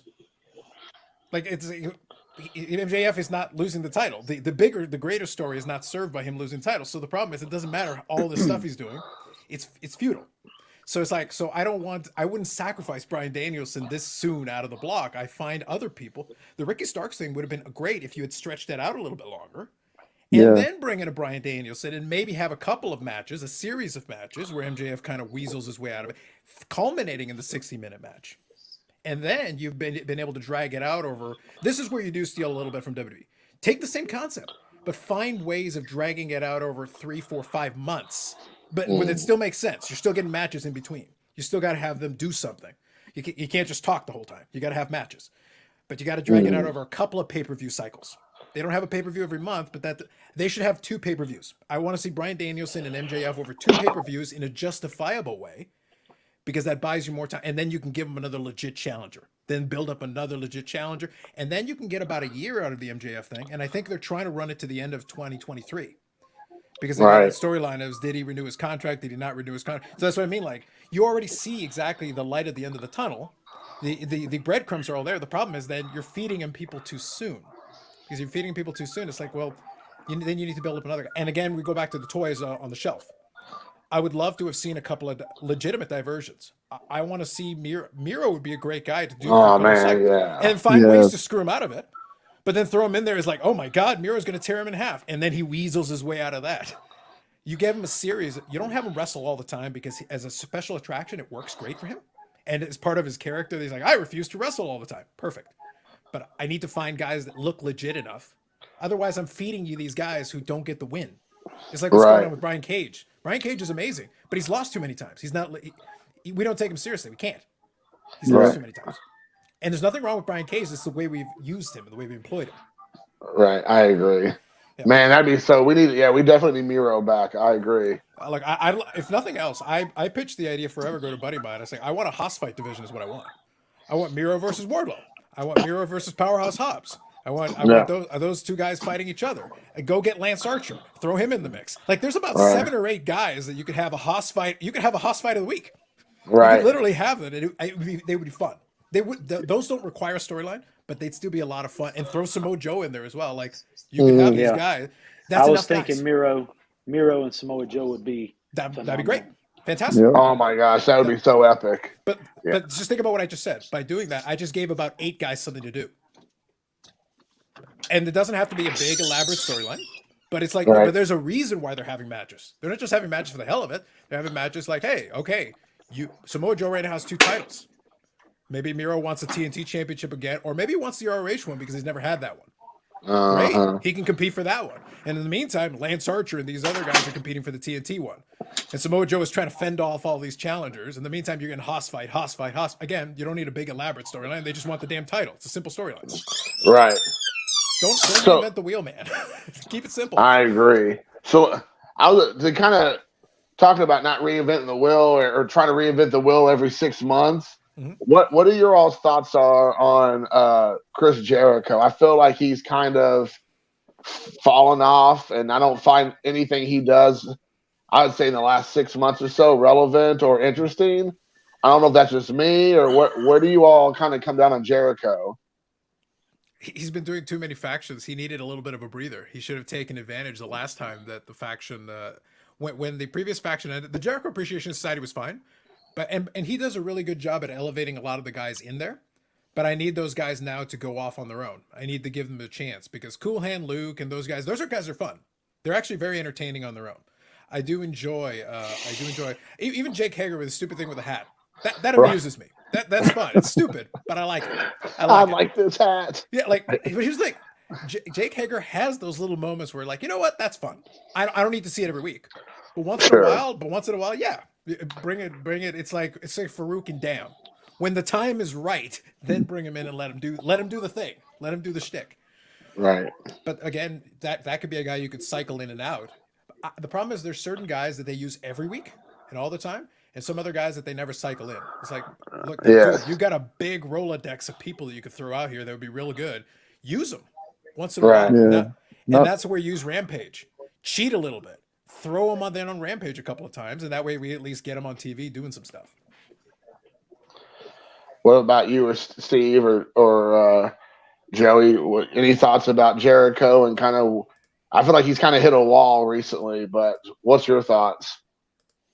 I think you can. I think you can be the guy that the old vet that is there to put over new guys. I think you can. I think you can overdo that. Yeah. And I think maybe that's where he's at, to the point where maybe it'd be nice to see him go on a singles run again. Just him. To me, he's always going to be a babyface, even when he's a heel. I mean, you don't have an entire arena of people singing your song to you and be a heel. You know, people love the guy. Let him go on a singles run again where it's just him. Think about the breakup angle. What if Jericho and Daniel Garcia, and then they have a little mini feud, and Daniel Garcia goes over, and he kind of uses that to propel him into competing for the the All Atlantic Championship or whatever. Daniel Garcia is the kind of guy who, an All Atlantic Championship, one of those things, that makes total sense for him, because that could be his next opportunity to get a title. But then you do that spinning off of a feud with Jericho, so you get some high profile matches. He goes over. Hey, now you're the next young guy to get a shot at one of these titles. Here you go. Yeah. Yeah. Any thoughts, Steve, or about Jericho? You don't really care. Don't really care, to be honest. So let me ask you about this, because we're now at Goldberg level numbers with Jade Cargill. She's like 52-0 or 53-0 now at this point. So I know I'm a big fan of Jade Cargill. I like it. I know she's kind of polarizing in the wrestling world, or even AEW, but I don't know. I mean, like, if I remember correctly, if you all could tell me if I'm wrong, when Goldberg first came up, he pretty much had the spear. That was about it. And I mean, that he lived off that spear for like a good, I don't know, section of his first part of his career. 20 years. Spear jackhammer. 20 years. Right. Yeah. He's still living off the spear. Right. Exactly. I was trying to be generous, but I mean, when he first came up, that was essentially like that was it. Like, I'm not aware they taught him a third move. Now What's is the third he move? Right. What was that, Steve? Problem now is he can't execute the jackhammer anymore. No. So I mean, like, I watched Jade Cargill, and she does the jaded, and she does that pump kick. Have you ever seen her do that pump kick? Yeah. It looks like she's literally kicking the head off the shoulders of whoever takes that kick. So I mean, it looks so good to me. Like, that kick looks super brutal. So I don't know how they're pulling that off without making the person like actually eat that kick. But I mean, what's anybody's thoughts about Jade Cargill? Like, I know she's kind of polarizing. She looks like $1 million. Yeah, she does. She needs a real opponent, though. It's the problem of the same problem as the other one. I don't even mind the streak. The problem was that they never. I think it was bad luck on their part. I'm not sure if that's what Tony Khan was thinking, but my thought was Statlander. Yeah. Like, you needed somebody who could legitimately look like she could, compete on the same level physically, because Statlander was really strong. So it's one of those things where, like, physically she could be like, no, she can pick up Jade Cargill and throw her around a little bit. That would feel more legitimate. And if you're the thing is, eventually she has to lose that title. And the problem that you run into is, okay, but you need somebody that looks the part, who then can be elevated by, okay, so now you're the one who took it away from her and ended the streak. Here you go. Now ride with it and go on and do some other feuds with it. Sure. The problem is nobody looks like her. Nobody looks like they could be a threat to her. So do you take the risk of putting her in there with a Saraya? Somebody that is a bona fide champion that can try to make her look good, or are they worried that Jade is still too green and would be exposed in the ring with somebody with the experience level of a Saraya or even a Ruby Soho, somebody like that that's a really good worker. Mhm. I think what they ran into is that I think maybe they had certain ideas, and I like I said, I do legitimately think if it was me, like just looking at Statlander, my brain immediately goes to her. Prior to Right, her that's winning the true. women's championship, Jamie Hayter would have been the other one. Right. Because everybody's always looking at the breakup angle with, before what happened with Yeah. Saraya and Tony. Before that, they're always looking at the breakup angle. My thought was going to be Jamie Hayter winning a title, and if you wanted to extend it again, if you want to play the long game, what you could have done if you had the opportunity. Again, now they're into the Saraya Tony Storm thing, so now they're locked into that. What I would have done is I would have probably then dragged it out a little bit by having Britt Baker go after that title, because then she has won both championships. So then they both got titles, but then eventually one of them loses one, and then the jealousy kicks in. And now you've got a reason for them to feud. So right now, the way they're going, they already have the faction thing, so that's out the window. But that was another option. Chris Statlander would have been an option before. Jamie Hayter would have been an option to knock off Jade. It would have made total sense because she could literally throw her around as well. That would have made sense. Or you could have played the double champion angle, the two-woman power trip, until suddenly it wasn't, and then broke apart. Like we've got the formula there. We've got ways you can do it. I'm not sure if Tony Khan's thinking about that with the 47 other things he's trying to do simultaneously. I'm like, just cheat, man. Use the story that's already been there. Use it. Listen, we will accept Jade Cargill into the welcoming arms of World Wrestling Entertainment. Awesome. I love that idea. I love her jobbing to Charlotte. I love it. I think it's a fantastic idea. I think it should be like a squash, like a 2-minute squash. One moonsault that she misses, and then 1, 2, 3, 18-time world champion. She'll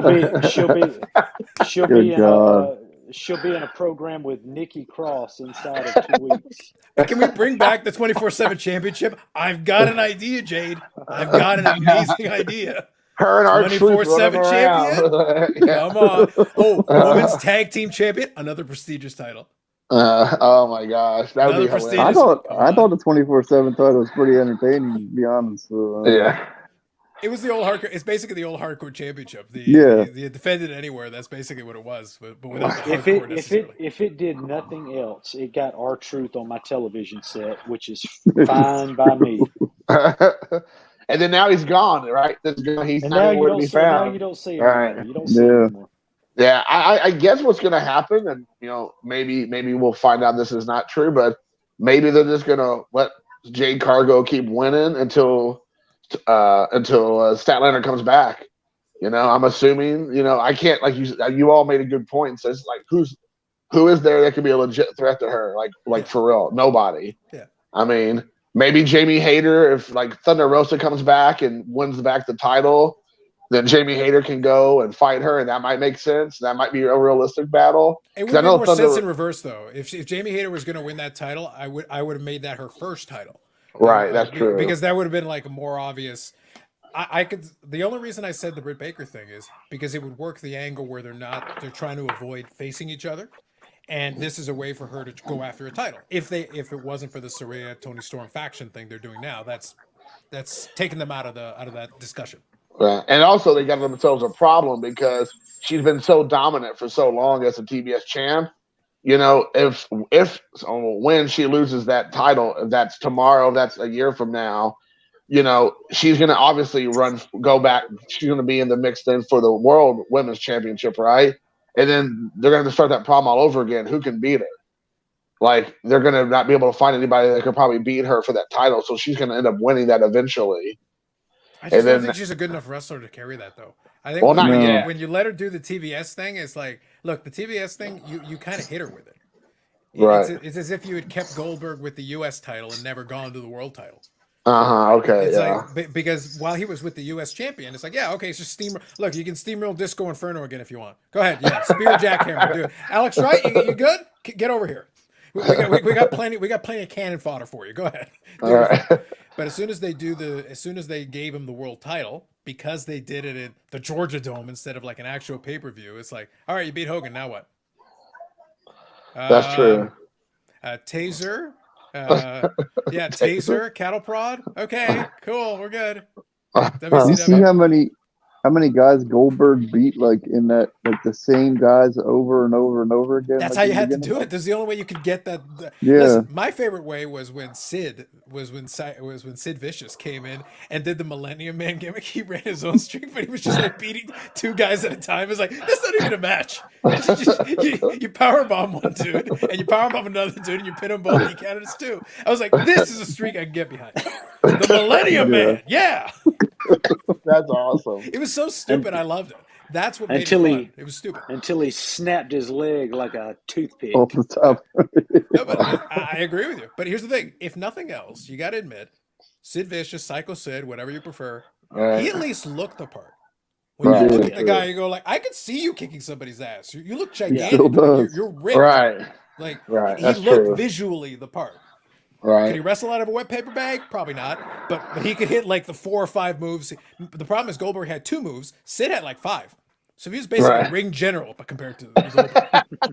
Well, Goldberg had that kick to the face that he hit Bret Hart with, you know. So. Oh, God. Oh, Yeah, geez. that was the career ender. Oh, yeah. Yeah, No, Bret Hart was no. never the same after that, dude. Oh, And God. don't think Bret Hart doesn't remember. Every opportunity Oh. he gets, he'll bring it up. Oh, he Bret sure Hart- does. Every At time. Starbucks, it's like, sir, what would you like for your drink? It's like, this idiot kicked me in the head. It's like, I Is just that 2 asked you what pumps you or want in 1 your coffee. espresso? Yeah. Oh my gosh. Hey, So- guys, I hate to do this, but us You gotta educators go. got to get up. We got to get up early in the morning. So All right, you educate the youth of the future. that's right. If All I right, can't brother. educate them, I'll throw them in school suspension. There you go. Drop the people's elbow on them. Sounds good. That's right. All right, man. Take care. Man. All right, brother. All right. Have a Keep it good night. legal. All right, man. So let me ask you, because I know also, Steve, you're also an AEW guy too, because we've talked a lot. So I wanted to ask this other question. So when it comes to Jon Moxley, I kind of alluded to this earlier. Jon Moxley and unfinished business with Hangman Adam Page.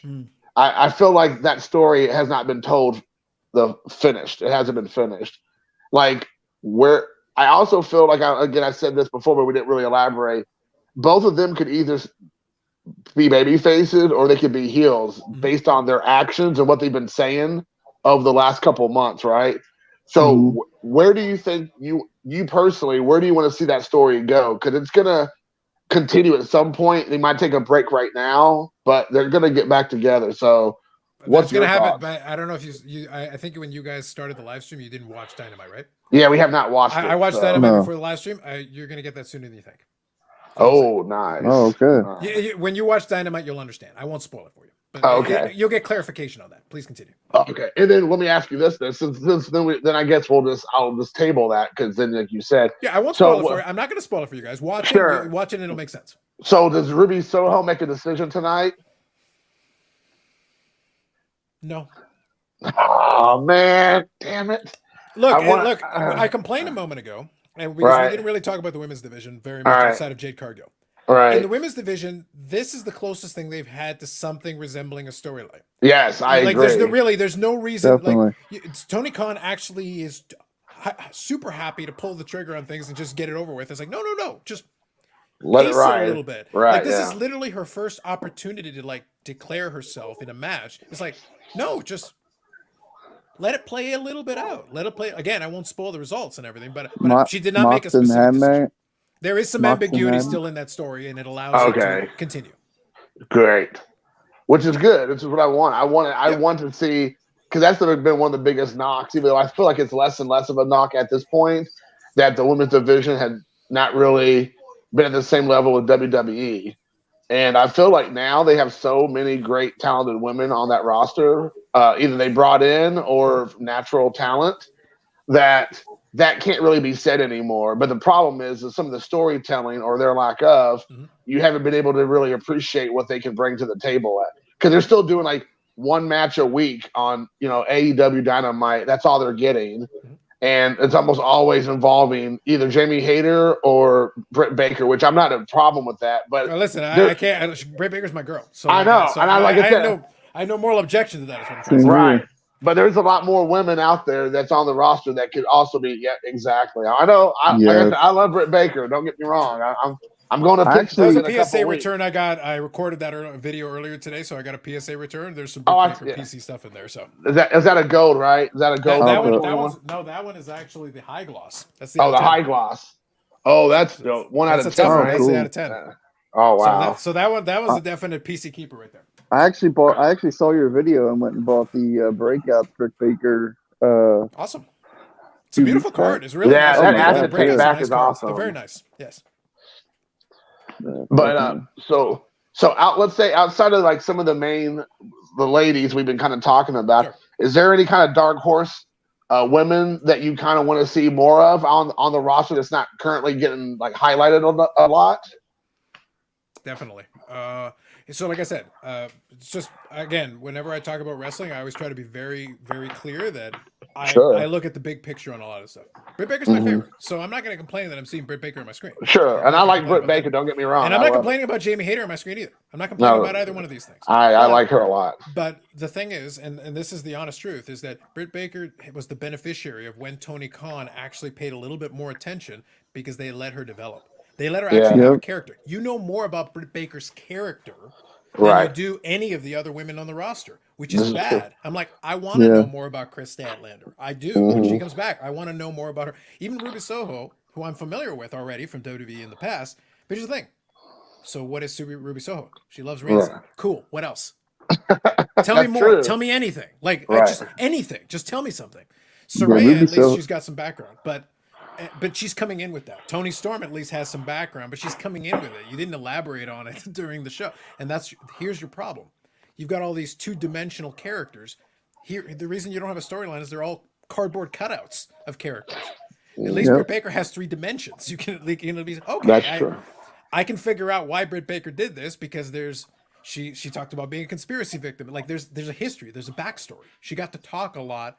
But they actually let women have promos in the Right. ring in front of the Yep. crowd. That's true. It's That's like that true. doesn't happen anymore. If you'll notice, like everybody, all these other guys get a million years to talk and blather on forever. It's like, but I want to hear from Jamie Hayter. She can talk. I know for a fact she can speak. I want to hear her speak more. Hmm. Sheeta is fantastic. I want to know more about Sheeta. Tell me, Mhm. she can play into the storyline too. By the way, she's another one who's kind of in Right. between because she's an AEW original, but she originally was kind of befriended by Surrey and Tony Storm, but then they disrespected her. There's a story to be played here. If you Right. want to play it. Sure. So even though Sheeta was the longest reigning women's champion, she's kind of an afterthought. Yeah, that's Soho is true. kind of there. You could do more with it immediately. Just by doing that, you've immediately Mhm. elevated 2 people. It's true. One Yep. that I like the Renegade Twins. I I don't think do. they're signed, but I like them. They don't have a tag team division, but I still Right. like them being around to give them an opportunity to have the odd tag match because they're actually a cohesive tag team. Hmm. And I want to see more Athena. Now that Oh, she's a women's champion, you beat me to it. I was Yep. going to say that's my girl. That's Yeah, but here's the thing. Ah. Right now, when she became a heel, she was immediately more interesting. Absolutely, she was. Yeah. I got a couple of those goals. If you want, you can let me know. I can chat with Oh. you. And, I can be Yeah, always well- available for you. awesome. Yeah, I agree with you. Yeah, here's another. But I want to hear more about Athena. I want to know more about Athena. Tell me more about. I know of her. Obviously, as Right. Ember Moon, I know all that. But as a wrestling fan, I know that. But in AEW, tell me more about Athena. I want to know Right. more about Athena.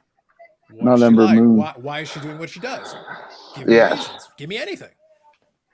Renee, I interview this woman. Tell me right something. now. Get over there and tell me something. Right, exactly. Tell me something I don't know.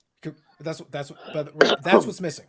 Before Right. we even get to the storyline part, how about you tell me anything about? We could make any of these women immediately more interesting just by giving them a reason, giving them a third dimension, and being like, oh, "Okay, so that's why you do what you do." Okay, Right. cool. That makes sense. Great. So, what about you, Steve? I mean, is there a specific woman or women in the roster that you'd like to see more of that hasn't gotten the maybe spotlight recently, or it's kind of faded a bit? Ruby was who I was thinking of because I've seen her in indies like years ago. So, what happened? Serena's out hurt, right? She's out. Yes.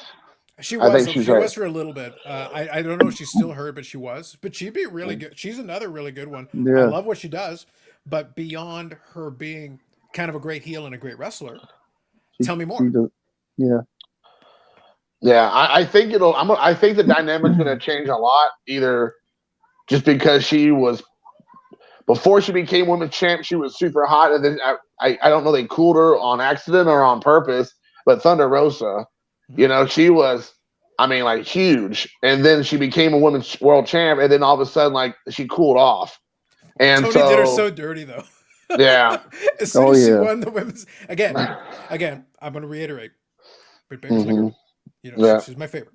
And I love the match that the two of them had together. Man, they had that one match, but the chemistry for some of the other ones, the second one was not great.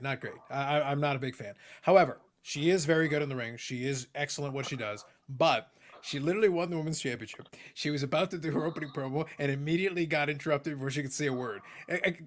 We just said a second ago. Let her speak. Right. Yeah. That's Let true. her say something. This is true. Let her finish the sentence before you interrupt her. Anything. Yeah. Hey, so anyway, Steve, I'm sorry. I think I jumped off. I think I jumped the gun on you. Sorry. What were you're saying? You're saying Ruby Soho, was that the main one? Ruby and then Serena. No, yeah. Serena's always been one of them type of wrestlers that I don't think people realize how good she was because, I had agree. that angle with over the years of CM Punk and and WWE and so she retired for a while. She retired for a while too, and then wasn't she like a trainer for WWE for years or something? I had heard. Yeah. Yep. Yeah, she was working with them. So I mean, you can definitely tell. Yeah.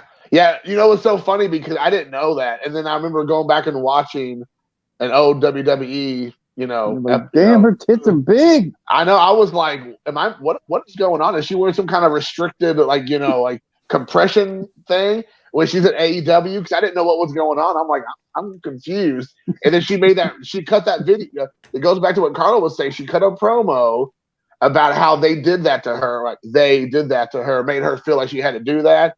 And she was talking about that and how she was pretty much just used as a woman, as as an object. Mm-hmm. And it wasn't for her being like a wrestler or like give her any like dignity. And I was like, this is great. Like you care for her. Like you really want her now to win. And you see why she is the way she is. And you see all this stuff. And then like she gets hurt or like that storyline ends abruptly, kind of goes back to what Carl was saying. That storyline didn't actually end abruptly. Well, it did, but not because of injury. That was when she was facing Thunder Rosa for the title. And this was a Tony Khan special where like, okay, this is good. This is great. I'm interested. And then Thunder Rosa beats her clean in the middle of the ring and we're done. Right. No. Mm-hmm. No, like have her cheat, get caught, and lose, and then we have a reason to have a rematch. Give me a little bit more. Like you've actually got a reason for these two to hate each other. Good. Mm-hmm. We can't just have a one and done. All right, Thunder Rosa on to the next challenger. No, right. Hold on.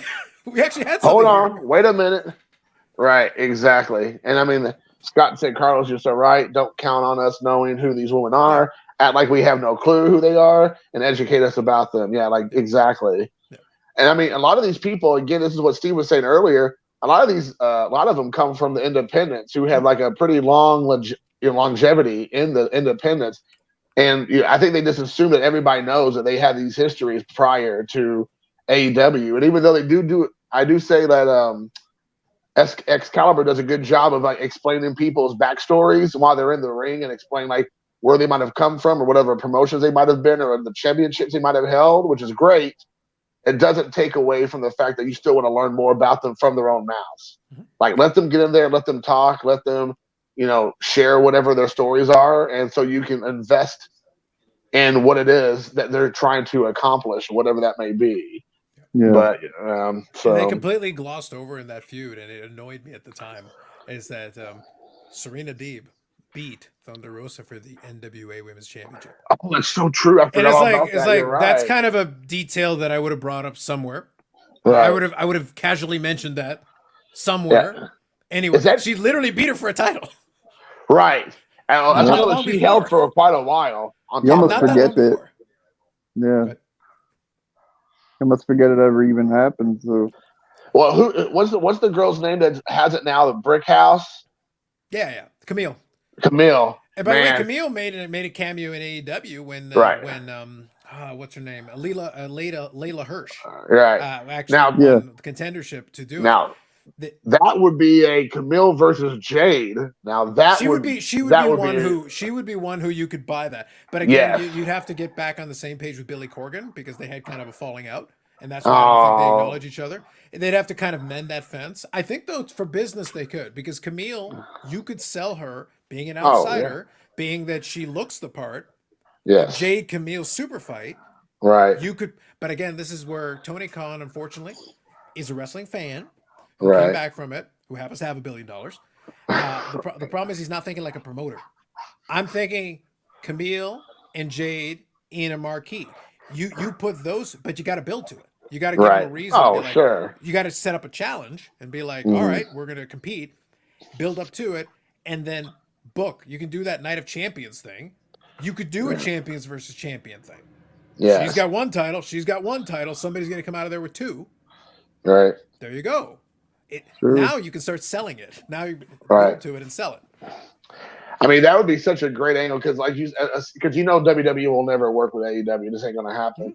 I can't think of any other woman wrestler that would be on the same level as Jade Cargill. That'd be a legit threat other than Statlander. But Camille, 100% would be able to do that. But like you said, you have to put away some egos and do some storytelling to make people buy in and really care about the outcome, because that could go either way. I would be able to sit down and watch that pay-per-view and not know what the outcome is going to be and be happy with however it went out, because I would be okay with whichever way it went. But yeah, I think so. Set it up like NWA World Class used to. Yes, exactly, Scott. So yes, exactly. Set it up like NWA World Class. That would be perfect. And the thing is, Tony Khan has no excuse because he's a student of that game. He studies that stuff. So it's like, it would be, again, there's no law or rule against cheating. But wrestling is derivative. Every idea that's ever been done, the NWO was not an original idea. They stole the idea from Japan, where they basically did the same gimmick. It's like, okay, great. And DX was not the first faction like that. They did their own spin on it, but it's just, so guess what? Steal the idea from somebody else and then do your own version of it. I'm still waiting for AEW wrestlers to turn into Leatherface and Freddie and Jason like they did in Japan. That's running around being like a horror character with chainsaw, like legit chainsaws running around. That would scare the shit out of people. So okay, we talked a little bit about the women, but if we can hit up some of the guys here real quick. With the roster at AEW, let's say, I know you and I both apparently are pretty big Miro marks, because I'm a big fan of him as well, and I like to see him get back on the screen. Is there anybody else that's kind of? I think he's done himself no favors, though, to be clear. So Yeah, Miro's he kind of hasn't. general attitude, the way he does thing, and letting Lana mouth off a little bit. It's like, dude, you're not entitled to anything. Right, that's true. The WWE basically had you as cannon fodder for The Rock's jokes about his wife. Like you're there basically to be comedy at this point. Your high water mark in WWE was when you came out of WrestleMania in a tank against John Cena, against John Cena. and you lose, and then back of the line. Yeah, So that was the end for you. So I would like to see it, but then they got to be on the same page. It's like, hey, I need you to work your ass off. Here's the idea. Here's the concept.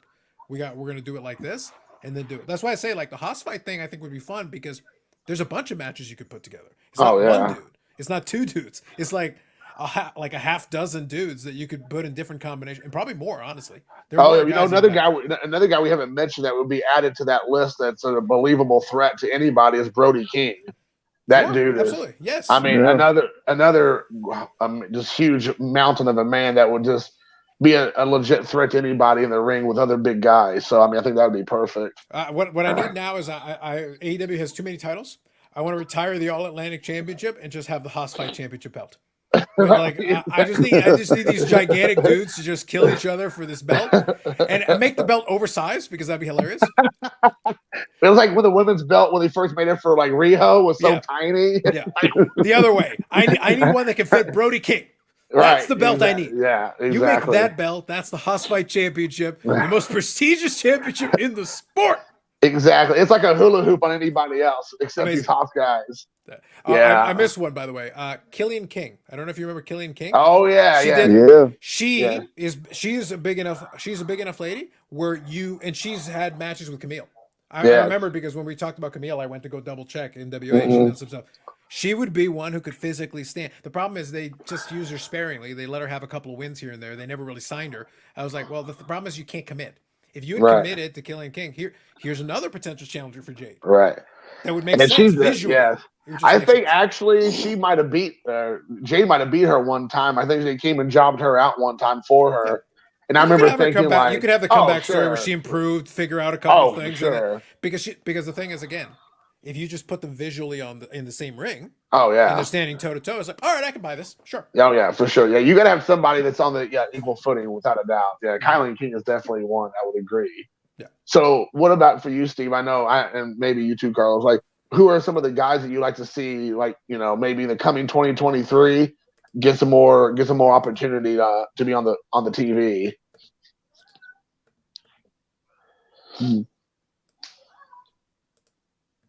Got any in mind, Steve? I can think of a few, so I defer to Go you ahead. first. Yeah. Are you still thinking? I'm still thinking. Yeah. Okay. I'm like, Go ahead, Carlos. Let him think. Let me go with I'm the like obvious. asleep. Let me go with the- I'm let me go- asleep over here, listening. Yeah. I'm so busy listening that I'm just like not even a part of the. It's fine. Nice. But like it's obvious, but I want to see more of the other House of Black guys. I Yes. love Malachi Black, but I want to see Buddy Matthews. I want to Yes. see Buddy Yeah, Matthews. Buddy do more Ma- things. yeah. Like he's there. Like I'm like, Yeah. this dude looks like $1 million. He can go in the ring like crazy. It's like, no, he's a legit guy. Like, let him do Yeah. some stuff. Like that's why I say like the whole House of Black. I actually like the House of Black thing, I do too. but they got to I commit do, to yeah. it and be like, okay, guys, look, I like Julia Blackheart. I even like when she did the little pirate patch thing. That was funny. I enjoyed yeah, I love enjoyed that. it. Yes, I Yeah, like Pirate that. You're Julia right. Hart. I'm into it. Let's I'm go in for it. Yeah. Let's- And she is improving. Like she's slowly improving in the ring. I am appreciating that slowly. It's taking time, but slowly she's improving in the ring. That's good. I think Right. that's awesome. I want to see more of that. Keep doing that. Yes. It's like, no, Buddy Matthews. For the love of Yes. all that is holy, Buddy Matthews. Put Buddy Yeah. Matthews on my goddamn television right now, wrestling matches. Right. Yeah, Do dude's it. a beast. Yeah, Yes. he is. He had that match 3 weeks ago with Darby Allin. That was like the second singles match he's had since he's been there. Like he had one on his like one or two at the very beginning when he first got there. Then it was Yeah, like second week. I think he had a match against. I forget who the hell it was against, but since then, and then it was just like straight to the House of Black, boom, And I mean, I like him in the House of Black. I like that faction. Again, I think they look great, Mhm. and I'm a big fan of it. But I agree. I feel like they need to have way more individual matches, and they should be just as much competing with everybody else for belts and for TV time, and not just randomly with Malachi Black once a week or whatever. So just again, just throw a little more shade at WWE's way. The way they're booking House of Black is the way WWE would book House of Black, like Yeah. where there's like spooky, scary shit, but it never amounts to anything. Right. I'm surprised Bray Wyatt didn't join the House of Black because that's like his deal. I know. That's like what he does. It's like I'm just gonna say shit, and it's never gonna amount to anything. Nothing I say matters. Don't worry about it. But cosmic bowling? Okay, let's go. They're gonna have Eric Redbeard with a rat in a cage or whatever he did that one gimmick back Great. in WWE or whatever. Look, I'm not joking. Look, I like it sounds like I'm picking on Bray Wyatt. I'm not. I promise. I Right. do enjoy him, but they did him dirty, and he did himself dirty with a lot of the way he did his own stuff. Because it's like Right. the problem is you talk a big game, and I mean serious. Like go back and you guys Google this shit, please fact check me. But I'm serious. At one point, He's not he a stole great the Undertaker's wrestler, though. power. At one point, he stole the Undertaker's powers. I remember. Yeah, Yeah, he feuded with him and Kane. He stole his powers and couldn't win the feud. He He couldn't win literally it. stole the Undertaker's powers and couldn't win a feud. How at that point I'm like, this dude sucks. He can't even win with the Undertaker's powers. No. After that, nothing you do matters. I don't care what you say. Nothing you say. Like I'm being serious. After that, I just the problem with the reason I cannot be a WWE fan is that I didn't have a lobotomy. My brain still works and I remember shit. So when I see Bray Wyatt, I'm like, you're the dude who couldn't win with the Undertaker's fucking powers. Oh my gosh. So after that, like, I don't care. Oh, but he beat John Cena in a cinematic match that was bullshit. Like, whatever. All right. You didn't actually beat him in a real match. Right. And That's with also your wasn't spooky that shit. oh my gosh. And the funny thing is I did not watch I wasn't watching WWE hardly at all in the last 20, 30 years or whatever. So I missed all the John Cena early stuff. And so I was shocked. I mean, people were saying like Max Caster was ripping off John Cena's early stuff with the rapping. The Doctor And so, Thugonomics, yes. Yeah. Yeah. So I understand intellectually they're obviously saying that John Cena was doing some of this similar stuff back in the day or whatever. Yeah. I had not seen it. I'd never heard it.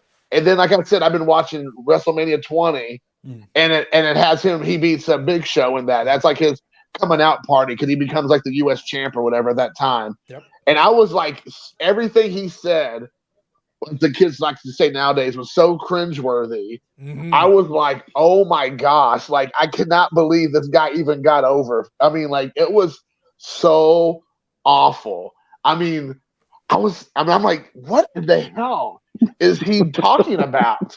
Like he was literally, it was rap version of things that like under the Ultimate Warrior would say. He would just like scream stuff in a microphone and like run off screen or whatever. And it was like the same shit, but except it was like in a rap way. He'd be like making all these like, half-ass raps and then like try to rhyme. And I was like, oh my gosh, like you're the epitome of like some stupid white boy from Boston trying to rap or whatever he's supposed to be trying to do. That's literally what he is. I was like, what in the hell is happening right now? Newbury, Massachusetts, sir. Right. Newbury, yeah, come on. I was like, I feel embarrassed for you for being a white person. I was like, what? I just couldn't get. I mean, I know he changed it later on, and thank God he did. That's I guess, your 16-time world champion, sir. Oh God, I know. I was 16-time like, world champion. oh my gosh, what the actual loving hell? So yeah. Look, what you're describing is the same problem I had with a lot of, because when I did have the WB network, I would go back and watch some of the old Raws and stuff. I'm like, doesn't hold up. No, it's real bad. It's real. You know what? I'm better off just nostalgically thinking about it was good. It's Yeah. like, no, it was shit. No, I should have known it was was shit at the time. It's like, this kind of sucks. It's real my bad. gosh, It's real bad. I mean, and like I said, and I understand he's playing a character and whatever. I get it, whatever. And I mean, like some of it maybe all of it, I don't know, is like not necessarily all his fault, but I'm sure some of it had to be his fault. But it's just the fact that I was like, who thought that was a good idea? I mean, like there's like Vince a team. McMahon. There's Vince a McMahon team thought of it was an writers, amazing right? idea. Exactly. Vince McMahon, who's the last person I would suggest would Put a trust with chain anything. with a lock around your neck. I know. Oh my gosh, dude. Yes. I just it was so painful to watch. And then in that match, he literally cheats to beat Big Show. He has like his brass knuckles or whatever. Oh, yeah. And he cracks him right in the mouth and knocks him out or whatever, supposed to knock him out. And then everybody's cheering him. And I'm like, you just cheered a guy who just cheated. Like, and he was the good What guy. did I say about Cody Rhodes already? Face. You guys were talking about Exactly. Cody Rhodes early tonight, and I was crapping all over Cody Rhodes because, frankly, it amuses me. Right. Look, just to be clear, I'm the heel. All right, Right. I'm the heel here. You This are. is my job. But like, Oh. he's also a heel. Just to be clear, like, I don't Right. care what anybody says. He's the heel. Right. Well, he was definitely turned into a heel in AEW at the end. Like people. Oh, I they don't know. booed the shit out of him. Oh, they booed the shit out of him. And That's why. Oh, go ahead. No. Go ahead, man. I'll remember. That's why I think the turn is coming now. Like fans are just gonna be like, fucking, boo the fuck out of him. Yeah. It's Well, coming. you do. Yeah, it is because when at AEW at that last month before he actually stepped away and left altogether. I don't know if you all saw this I think it was on Dynamite, but he took his belt and threw it into the crowd, and someone took the belt and threw it back and almost hit Aubrey Edwards with it in the back of the head because people threw the belt back at him. They didn't even want free shit from him. Mhm. They were like so over him, And I Fuck was that, I like, would took that damn thing. I don't know. I'm just saying, like, it was like when you go to a baseball game and you take the home run from the other team, you throw Yeah. it back on the field, and they're like, we don't want this shit. Cody, take it back. And they And threw to be it clear, actually back in outside the of the ground. references to Dusty Rhodes, Uh-huh. this Cody Rhodes is the same guy. It's the Uh-huh. same 100%. gimmick. Like, there's actually, Uh-huh. I'm sitting there like, that's why when he showed up at WrestleMania, I was like, you literally did the elevator and the Homelander outfit and the Yeah. same theme song. I'm like, Are you sure this isn't an episode of Dynamite and Seth Rollins is on us for some reason? And Are you sure? There's gonna be a shot of Brandy episode coming up behind it. Don't worry, it's coming. I love the guy. I won't lie. Yeah. The thing is, I'll be honest with you, and this might be a hot take, but I was okay with him until he cut that promo during. And I know everybody's getting ready to go. I know that promo, but that promo he cut with a go-go promo when you talk about America and he talk about politics and stuff, and I was like, what the fuck, dude? Cody Rhodes is a real American, goddammit, Jason. Right. He's a real American. I was like, yeah, and I was like, that's when I was like, dude, exactly, with his eyeballs shooting beams out or whatever, like Homelander. But that was the point. I feel like so many people, including myself, was like, all right, we're done. I don't need this guy preaching at me. I want him to go up there and wrestle. But now we're mixing too much stuff together. I'm like, nope. And get rid of the goddamn suit. Like, what the fuck, man? Like, yes. That's my big thing. Get rid of the suit, man. Yeah, he loves that suit. He loves wearing those suits. Cody Rhodes is a man who has a neck tattoo. Yes, this is true. Like a man who has a neck tattoo has the conviction that no one is going to be. It's a neck tattoo of his own fucking logo. Right. Like at that point, the boy is beyond help. There's nothing that can be said, nothing that can be done. You just kind of stare. That's why I said towards the end of AEW. Thank you, Scott. I just sat there and I looked at this man and I just said, "There's a reason you're in the Codyverse segment every week." As soon as I was arguing with buddies, they say, "Oh, you think it's a big deal, Cody Rhodes?" Well, it is a big deal. Yes, absolutely. It's a big part of the start of it. But I'm like, at least I don't get the Codyverse segment every week. Oh, thank God. Yeah. I get my 20 minutes back for anything else. Right. Now Tony Khan, by the way, didn't use that 20 minutes effectively, which pisses me off. No, he did not. But I was like, you have 20 more minutes, man. And the other thing is that he was coming out and was like cutting promos like every night for like the longest time. Yes. And I remember thinking like, what in the world, dude? Like that's one of my biggest problems I had with WWE was that they have 2 or 3 hours worth of programs and 2 hours of it is on the microphone. There's no wrestling involved. And then Cody was doing the exact same thing. He'd come out and cut a 10 to 15 minute promo like every night. And I'm like, dude, like, you're not that interesting. Like, let's move on. Like, I'm done. I'm like, like if you're wrestling, I like watching you wrestle. I'm okay with that. But when you start opening your mouth, I'm like, oh, dude, I'm done. Like, let's be over with this. So, I mean, Arn Anderson should have told him no. When I listen to the review guys, though, right now, they're in love. They're in love right now with the promos, the emotion. Even when he did the promo with Sami Zayn, and I'm sitting there like, this is the dumbest thing I've ever heard. He's literally giving a pep talk to the guy who's facing the guy that he supposedly wants to face at WrestleMania. Here's the thing: you don't give a fuck who you face at WrestleMania. It makes no difference to you. Right? You're going to be there either way. So in reality, you should be like, kill each other, guys. Whoever comes out the other side, I'm beating them. So exactly. Wear each other out. It's like, here, have brass knuckles. Here, have a baseball bat. Here, it's like attack Roman Reigns after the fact. I'll help you. Right. Exactly. My door just opened up out of the blue. That's scary. Yes, it did not make no sense. That was the thing. But I went and saw the reviews and like the guys were like, "Oh man, it's such an emotional promo." I'm like, "Yes, it was an emotional promo, but it didn't make any fucking sense." No, it did not. Paul Heyman came in and did the thing where they're supposed to like increase the stakes or up the heat on it. By the way, Paul Heyman, amazing promo. Cody Rhodes can deliver an emotional promo. I agree with these things, and they're doing it. And he's invoking ECW and Dusty Rhodes and the whole thing. It's very emotional. But I'm sitting there like, what does this have to do with anything? Why is Paul Heyman even here? Why is he trying to incite Cody Rhodes and make him motivate? That makes no sense. You're the wise man. This is stupid.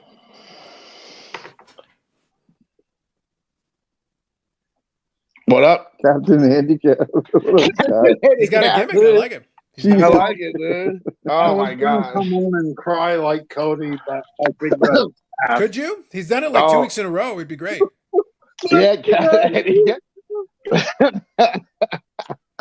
I admit I'm an asshole, but but as soon as he starts with that bullshit, I'm like, okay, look, I believe you when you're trying to make this emotion. I get it. Right. But I don't give a fuck. Right. It's like I don't care, guys. Right. Go have a crying session in the back, hug it out. That's cool, man. I don't care about Dusty Rhodes. I don't care about your brother. I don't care about the Rhodes family. You want to take Roman's titles. That's literally what you're doing here. That's why you're number 30 in the Rumble, okay? That's why you're number 30. The story and the emotion behind it, but I don't want to hear it every week. I Right. need to hear this, and you really do something about it instead of just every week. Boo-hoo, look at my beautiful wife. She sucks, and the only reason she's really here is because she is my wife. I'm going to shove her down your throat, and I'm going to shove my dad's legacy down your throat. Yeah. Yeah. Yeah, I said earlier, I was like, you got to get rid of the fucking Dusty Rhodes. Like, do Did your we own forget thing, he was man. NWA champion? Like he literally was NWA champion. Like, Yeah, he I did win a world know. championship, which was prestigious, by the way.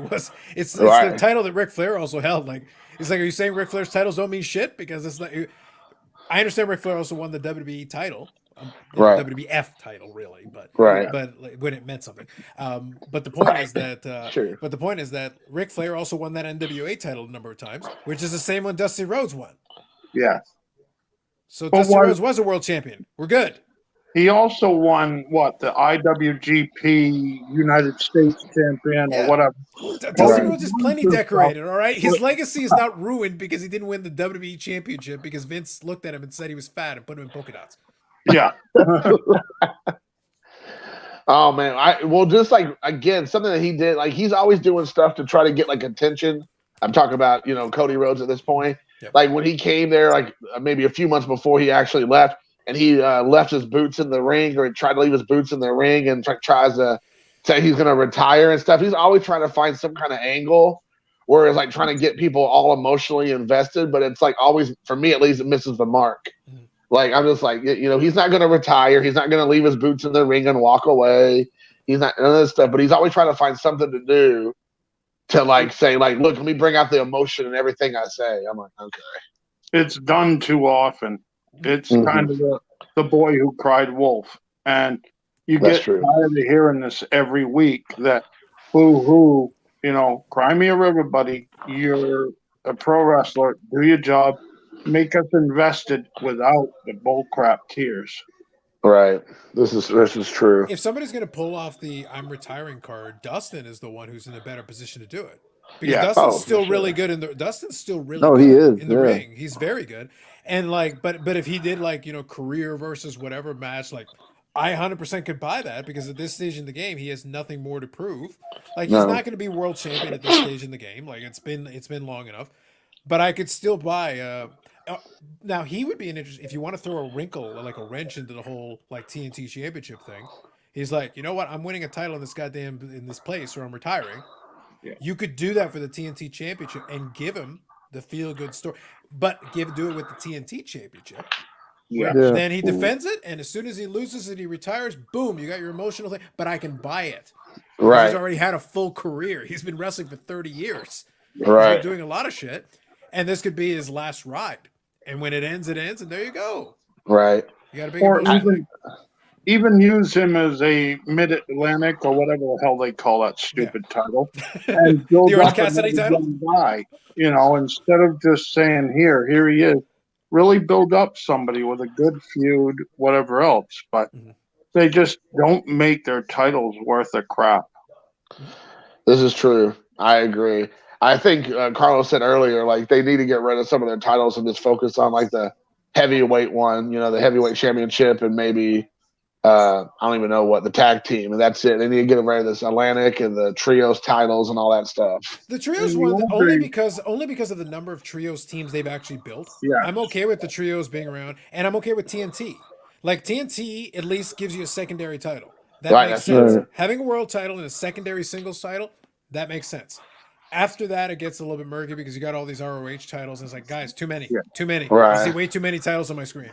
Right. I'm old enough to remember the old Western States Heritage Championship, the WCW light heavyweight, I believe it was. Yeah, They had both the companies TV had a light title. heavyweight. Both of them had a light Yeah. heavyweight. But they Alright. had the light heavyweight. They had the TV champion. They had, the U.S. tag titles. They had all this stuff back then. They made it work because they actually made the titles relevant. So you always felt like you wanted to see who the champion would beat or not beat. Mm. But now all you see is the same trash every week. That's part of why I know, bad thing to say, I don't like Jade. I find her to be incredibly boring because all you do is see her every week against Ham and Eggers. Right, If that's you're gonna true. put That's her true. against somebody, build her up by showing her beat somebody great like Chris Statlander or some of them. And I know they're not gonna, but put them in there so that I don't care if they're not as muscle bound. I want to see somebody like William Regal who showed up Goldberg. I want to see that where I actually believe they're fighting for their title. Well, that could be Deeb would be one that could pull that off. If you're Yeah. talking about a Yeah. wrestler out wrestling somebody, then Yeah. that's Right. where Deeb. But again, if you're going to play that game, then you have to build a multi-part Yeah. story leading into the match on the pay-per-view. Because if you're Yeah. going to Right. do a title switch, you do it on the pay-per-view after you built up to Oh it yeah. and show that Deeb can out wrestle Jade, demonstrate that, and Yeah. then actually do it on the big stage. And it's like, oh my God, what happened? Deeb out wrestled her. She Yep. used wrestling moves. I'd And be Jade doesn't okay know with those it. moves. Yeah. Because I'm just tired of watching somebody build up the crappy Goldberg streak where Mhm. every week it's just ham and eggers. And I, Unless it's the Millennium Man thing. If we're getting 2 or 3 Yeah. pins at a time, like I'm in it. I'm Yeah. for it. He was up to 50-0 by like week 3. Yes, he It was. was fantastic. Yeah, we're Yeah. It was oh amazing. man, It was amazing. oh my gosh. Yeah. What about you? I was going to ask you, Scott. I mean, what's your thoughts about? You said obviously about Jade, but what about some of the wrestlers that you like watching on AEW, like that aren't getting a lot of time, either male or female, whatever? Like, who are some of the people you enjoy watching? And don't hold back. Fuego del Sol is a completely valid answer. I Yeah, love that dude. He's awesome. yeah, he's put on that muscle Serpentico. now. Serpentico, let's go. yeah. I'm a big fan of Luther, by the way. Dr. Luther, I love Dr. That Luther. sucks. I love him. You know who kind of Delara sucks, who kind of Delara. is a jobber, but I like Angelico when he does a stupid little dance. Oh yeah, I Oh, know. When yeah. they had the thing, it's Yeah. like, listen, I don't even care. Just do the stupid dance. They Right. get out. But I like it. I'm enjoying it. Yeah. Well, I'm probably the biggest Sammy Guevara homer there is. Ah, He's excellent. He's very good. I he think is he's very good. incredibly talented. Yeah. He pisses people off, but that's the job. Mhm. He does Right. a fantastic job with that. Do I know if that's really him? No, because it could be just the character. Maybe Sure. it is him. But I love the dude because he's so talented. The moves he pulls off Mhm. are crazy. I wish he'd stop him, honestly, because I don't think his career would be that long if he keeps going. Much Mhm. like Darby. Darby Allin. Darby is talented as hell. But Darby's gonna end up dead. That's what's gonna happen. Darby takes it from the Sammy Guevara level into Darby's actually stupid. oh I yeah, literally watched a Exactly. couple Yeah, of bumps he took exactly. against Samoa Joe and like, are you trying to die? well, Yeah. and Is it literally Have your plan? Are you trying to have you die in the seen middle of the him? ring? have you seen him in any of the stunts that he's pulled with cars and things like It's that? Skateboarding, He's yeah. nuts. The dude He's wants to nuts. die. Yeah, You he's know? trying. Yeah. Hard. And it's too bad because I really think he's a talented guy. Yes. And they use him, but I don't think they use him to the level they should. I Mhm. think that you've got a lot of these guys. Putting him with Sting helped, Mhm. but he really does need to break from Sting this year when Sting finally retires, which I'm glad. The dude is still killing it at his age. He's Yeah. doing a hell of a job. But that's why earlier when you said about him and Undertaker, no way. I don't want to see either one of them against each other anymore. Cinematic might work, but honestly, neither one should be in that ring anymore. Well, to be It's fair, fine. between the two, Sting can still go in tag team matches Yeah. and that because the Undertaker at this point can't move. No, Right. It's not the Undertaker Sting match would not be cinematic. It would be Sting and CGI. He'd be fighting the Invisible Man. He wouldn't even be fighting the real guy. You can't even Yeah. have the Undertaker there. I move better after multiple strokes than Undertaker does. It's so and that says something. the Undertaker should have retired years before he did. Yeah, Oh, It's right. God, embarrassing watching that guy. There was a point I want to say when he was doing the WrestleMania match with like Oh. the Triple H one. I think one Yeah. of the last Triple H ones. I yeah. think that should have been the end of the line That right would there. have been That was perfect still a good time match. to. That was still a good match. Yeah. But after that, stop. I wish they had left him undefeated and just Yeah. done it this way. Because Brock honestly didn't need to beat the streak. No, he did not. When did he? Was it 21 or what? Yeah, What 21 number? to 1. It was 21. 21. Yeah. Yes. I didn't Yeah. personally have a problem with it. But No, I think for the heelish Brock Lesnar, it was shocking. Yeah. You're right. He didn't need it, but at the same Yeah. time, it did add an allure at the time. oh Because yeah, then he people's immediately faces. went on. I think right after that is when he beat John Cena in like a really decisive match. Yeah. Oh, he And beat so- the beat the So like shit it out makes of him. sense logically. Like he just beat the Undertaker at WrestleMania. That's huge. And then John Cena, the 69 World Champion, gets demolished. Like he Well- just destroys him. And with him being a legitimate beast, Yes. I mean, there isn't anybody else that really can say they could do what he can do other than Bobby Lashley. Correct. He's Right. legit because if you've ever watched him, the dude can fight. Mhm. But to have the Taker lose his undefeated streak, to me, that was something cherished.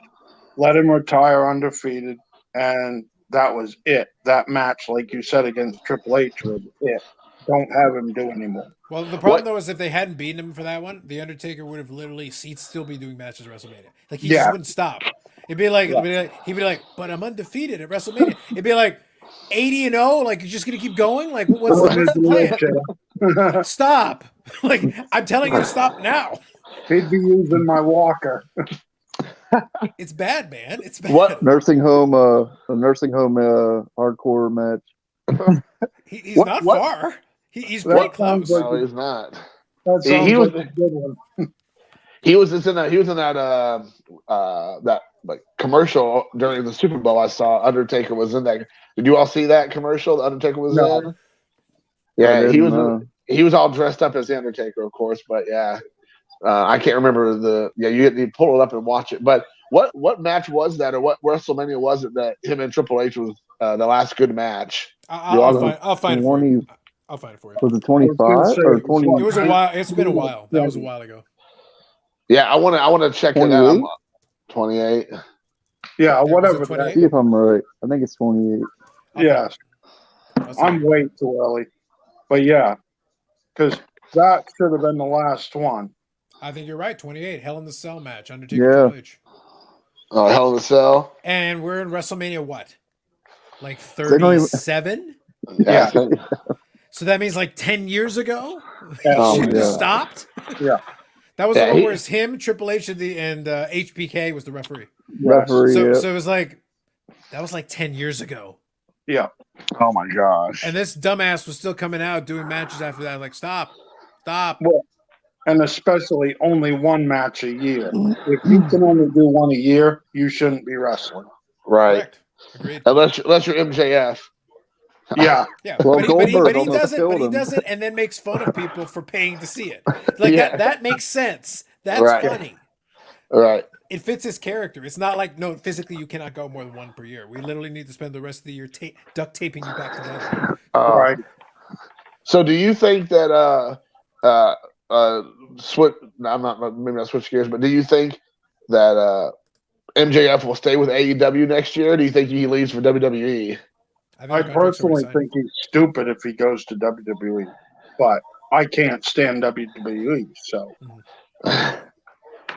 So what about you, Carlos? You think he I think he's already stays? signed. I think it's been signed for a bit.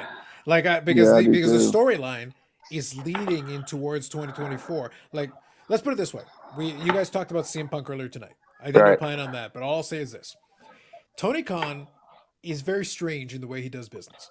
yeah, But Tony Khan is a literal idiot if he doesn't already have him locked up for multi years yeah. doing this storyline where he's threatening that he'll leave at the end of the contract. No, I think you he sign the already contract and then you let him do that, and then Yeah. you have him lose the title. Obviously, somebody saving AEW, and then you bring him back down the road, whatever, blah blah blah. Yeah. That's I the think he story. ought to be re-signed. No matter what, he keeps telling everybody he's not and all that. Exactly. I think it's Yes. a great story. Yes. They have done so well with their stories with him in the time that he took off and all that. Only problem is when he came And he's back. still a dick, even at autograph signings and all that other shit. Yeah. That's like the Well, best part. And it's great because that's what you want to see him. That's part of the attraction. Mhm. But having him now, he's cooled off a lot since he came back. And it's too bad because whatever the heck they did, it was a bad idea. Because putting him against Bryan Danielson, who can make anybody look good, is not the idea right now. It should still be Ricky Starks or somebody else. Build them up. Then you have a guy like Danielson come in and end up winning it, like you said, Carlos, to save the company. Yeah. Do something like that so that you've got that established guy, but build up your other guys for a little bit. Yeah, I was surprised at how well Ricky Starks, even though I knew he could do it on the microphone, how well he hung in there with Yeah. MJF. I was kind of surprised because I thought, that's a pretty heavy crown to carry, quite frankly, in the ring with him. And he stood toe to toe, and he had some really good one-liners and just some really good observations. I'm like, all right, here we go, Ricky Starks. Yep. Nice. But in the same vein as the bloodline thing, where I talked about how good it was, but then there's like a big plot hole, during that entire promo, I'm sitting there like, MJF is letting you say all this, and he literally hasn't kicked you in the nuts already. And I'm sitting there like, there's a certain amount of time, like, Ricky, unless you get to your points really fast, he should have already kicked you in the nuts. Yeah. Like, he should have already gone to the kick to the nuts part. And like, as a professional, I appreciate that he let Ricky Starks work his way into it, get the crowd, and like, business wise, I totally understand what he did. But MJF, the character, would have literally kicked him in the nuts halfway through, like the second zinger. Yeah. So because no that's doubt. why I'm saying, like, guys, the problem is you're both standing in the ring at the same time. It's like, if you were on opposite sides, if you were at the end of the ramp or something, and he can't physically do anything to you, well, they can't really stop you short of running to you. Right. But if you're Right. both physically within proximity of each other, then why doesn't he just kick you in the nuts and stop you mid-sentence? So are you all saying with MJF then that he beats Bryan Danielson and then we just move forward to the next one? Mhm. I mean, so who do you think's next up then? I mean, do you see anybody that could even hold a candle right now to him that makes it a believable next opponent? The problem is Tony is too much of a fan, as you said before, Carlos. I hate to agree with somebody so much, but for him, I do say right things sometimes. well, he is, as you said, too much of a fan, not a booker. Mhm. And he's really got to get that damn head out of his backside and start booking instead of just being a fan. He's given us some great matches, Mhm. but we need more build-up. He is just killing it with throwing out these free matches on Dynamite and Rampage and Dark or whatever else. And I'm being really bad when I say Dark, but still, don't give us these free matches on there. Build it up. I've watched some Dark and Elevation stuff where I've watched some matches that are solid. Like, Oh, yeah. again, yeah. it's free. You can just watch it at your leisure at any time. Yeah. And Yeah. they've even put some of the bigger name. Britt Baker literally had a match on either Dark or Elevation like a couple of weeks back, and I was like, of course I'm going to watch that shit. Like, Yeah, I think it was like 2 weeks ago. you give me a free Britt Baker match on there. That's great. Sounds good. I'll watch that, no problem. Which Whatever is good. he does, I'll watch. Yeah, but the point is, like, it's good because it gives you a reason. Oh, yeah, sure, I'll definitely tune in and check that out. Why not? You give me a reason to watch this other stuff, which is awesome. Yeah. But the thing is, to your point as well, is that with a good villain, you have two choices. You got the chicken shit heel, and you got the one who is like a badass heel. So Roman Reigns is more of a badass, but he does have his backup. So he's got a little bit of the both things going on. He's a mob boss, he's the final boss, but he's got all his stooges to kind of stand in the way, whatever. Yep. Makes sense. But the thing is, whoever is going to face him has to be a threat. They have to feel like a threat. Bryan Danielson, in a one-on-one 60-minute match, the story they're telling is that MJF is the underdog. Well, of course he's going to cheat, but the point is that he still feels like the underdog because in a 60-minute Iron Man match, Bryan Danielson, of course. The good news is that AEW does have enough guys who could be a credible threat, but why would they suddenly be in the orbit now when they weren't? Like, if you tell me, if I just go Jon Moxley, well, MJF has literally lost to Jon Moxley, so he would fear him. Yeah. Claudio Castagnoli, he would fear him. Like, there are plenty of guys that he could go in there who would be a legitimate threat. Yeah, of course they could beat you for that title. Wardlow, absolutely. But the thing is, it would have made sense more before. Wardlow isn't quite ready for that. It doesn't make sense right now. But you could have. Wardlow would maybe be the guy at the end of the tunnel if you spend the time from now until then to build him up towards the end of the year, and then all of a sudden Wardlow has risen to #1 contender, and all of a sudden you have this video and all this background you can suddenly throw in. I don't have to sell you on the whole story. I've got all the tape. Right. I don't have to make it up from scratch. I've actually got enough to be like, if Wardlow is treated as a legitimate threat all the way up to this point, build him all the way back up, make him the #1 contender. All of a sudden MJF is like, oh fuck. It's Wardlow on the other side of this. He's already powerbombed me like 47 times. But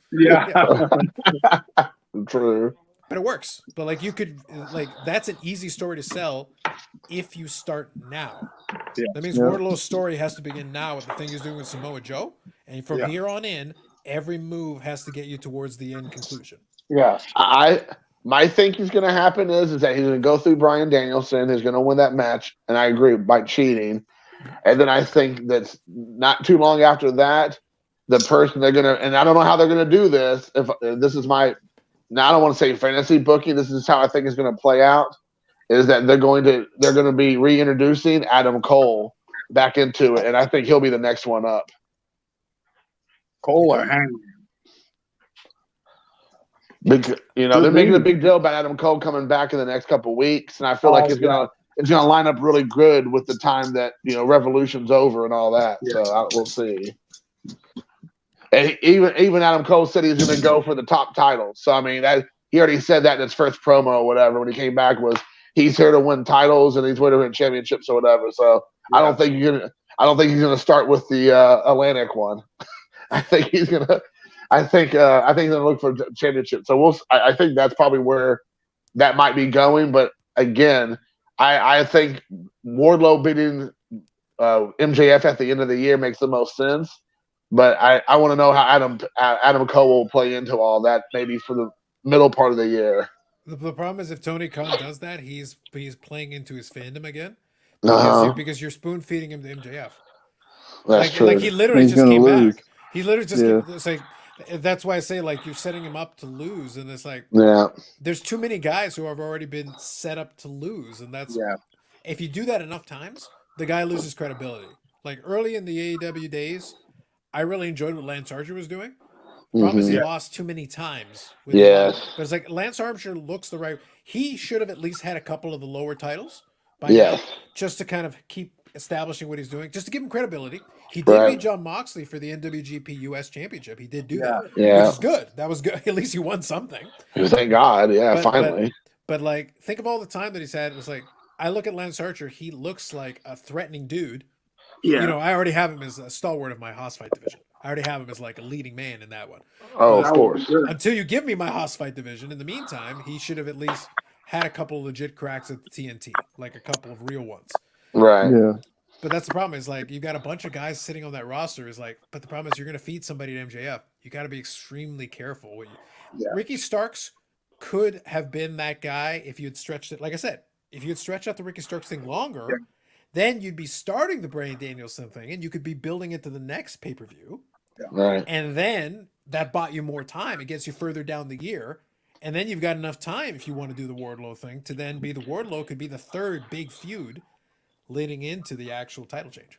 Right. Well, hurry up and just give Sammy Guevara the title, and then we'll all. Obviously, do it in the finger poke of Doom style. Wasn't that Jeff Jarrett? Yeah. Kevin Nash. It was Kevin Nash and Hogan. Oh, yeah. I gotta hop off here, and my phone's about to die. So we'll make this be a stopping point. Anyways, I've been doing it for 2.5 hours, so it's been great. So I appreciate it, Carlos and Steve and Scott and Joey. We'll do this again, guys. So thank you so much. It's fun just listening to Carlos just talk. I know Carlos is so good. Go check out his channel if no one's seen it, man. Definitely. I can talk. Awesome. I can talk wrestling all day. I don't get to do it on my live stream a lot. They won't let me. They want to talk about sports. Fine, we'll do it. We'll talk about sports. Well, now you have a place if you want to come and talk wrestling. Well, now we know. You come anytime you want, buddy. There you go. So I appreciate it. Thanks a lot, guys. All right, guys. All right, see ya. Peace. Thank you. Bye. Bye.